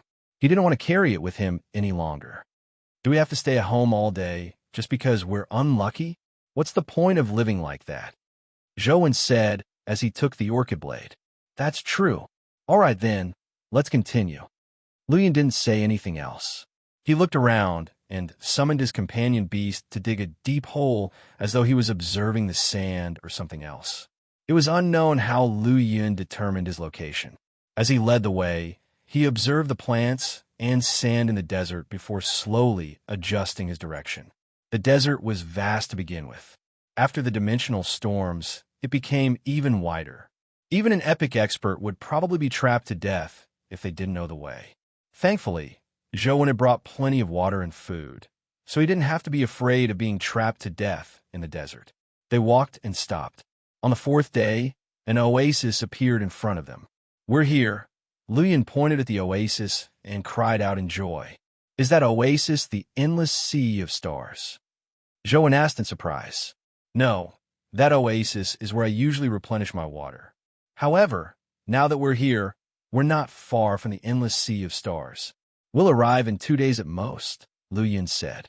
Zhou was somewhat at a loss whether to laugh or cry.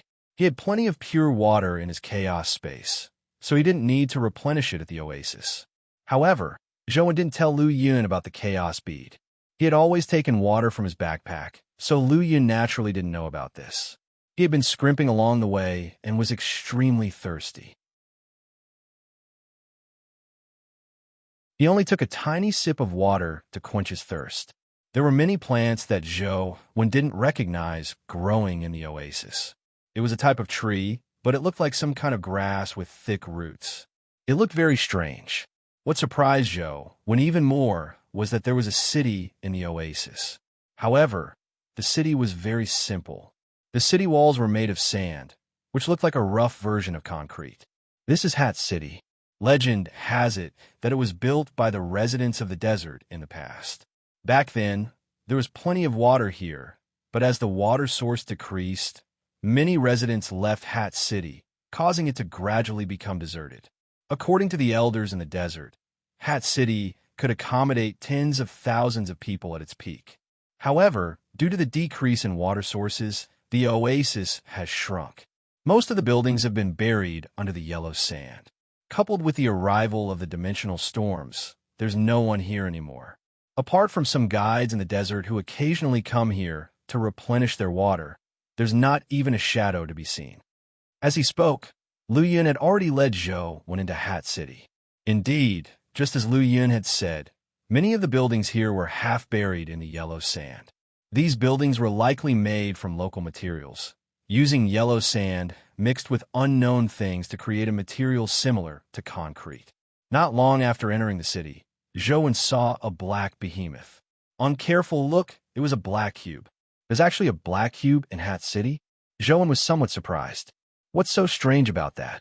Many human ruins have black cubes, Lu Yun said disapprovingly as he walked towards the well in the oasis. The well in the desert was more like a cellar. There was a staircase that led down, and deep in it was a pool. However, the water in the pool didn't look clean. Lu Yun excitedly poured the water into the water bag. Zhou stood motionless. He didn't want to drink the water. Why aren't you filling it with water? In the desert, water is life. You can lack anything, But you can't lack water, Lu Yun said to Zhou. Can't you just have water? As Zhou spoke, he left the well and wanted to take a look around Hat City. However, just as he came out of the well, he saw the black cube light up. The screen was playing the scene of two companion beasts fighting. One of them was a giant that was completely golden. The other companion beast was Orochi, which Zhou had long seen. The golden giant roared like a god of war. Every punch produced a dazzling light that resembled the sun. Orochi's 8 heads spewed out essence energy of various attributes, but it failed to stop the golden giant's attack. However, its 8 tails were able to fight evenly with the golden giant. The fist and the snake tail collided, producing the sound of metal clashing. Terrifying shockwaves and sparks exploded as though divine weapons were colliding. The golden giant seemed to have the advantage, but it wasn't enough to kill Orochi. Zhou watched for a while and discovered something strange. Orochi had 8 heads and 8 tails, but when it fought the golden giant, one of its tails was always stuck to the ground. The other 7 snake tails had fought the golden giant, but only that tail hadn't come into contact with the golden giant once. Just as Zhou was pondering over it, he suddenly saw the golden giant's fists collide. As they collided, a golden light was produced. The golden titan grabbed the aurora with one hand and turned it into a giant blade of light that slashed towards the Yamada no Orochi's body. This attack was far more powerful than the previous one, and it was most likely the golden titan's wheel of fate. It wanted to end this battle. At that moment, Zhou saw Orochi's tail that hadn't participated in the battle move. It quickly twitched like a rattlesnake's tail as it slashed out with an unparalleled sword beam. Clang! The golden giant's giant blade of light was sliced apart by the sword beam, and a long wound appeared on its body. It nearly slashed across its entire chest. It had nearly been killed. Thankfully, its physique was indeed strong, so it wasn't sliced into 2. However, it didn't have much combat strength left. It was summoned back by its owner after admitting defeat. You're tuning into the Warrior Lore YouTube channel. Don't forget to subscribe and join us on this journey to catch the most captivating stories.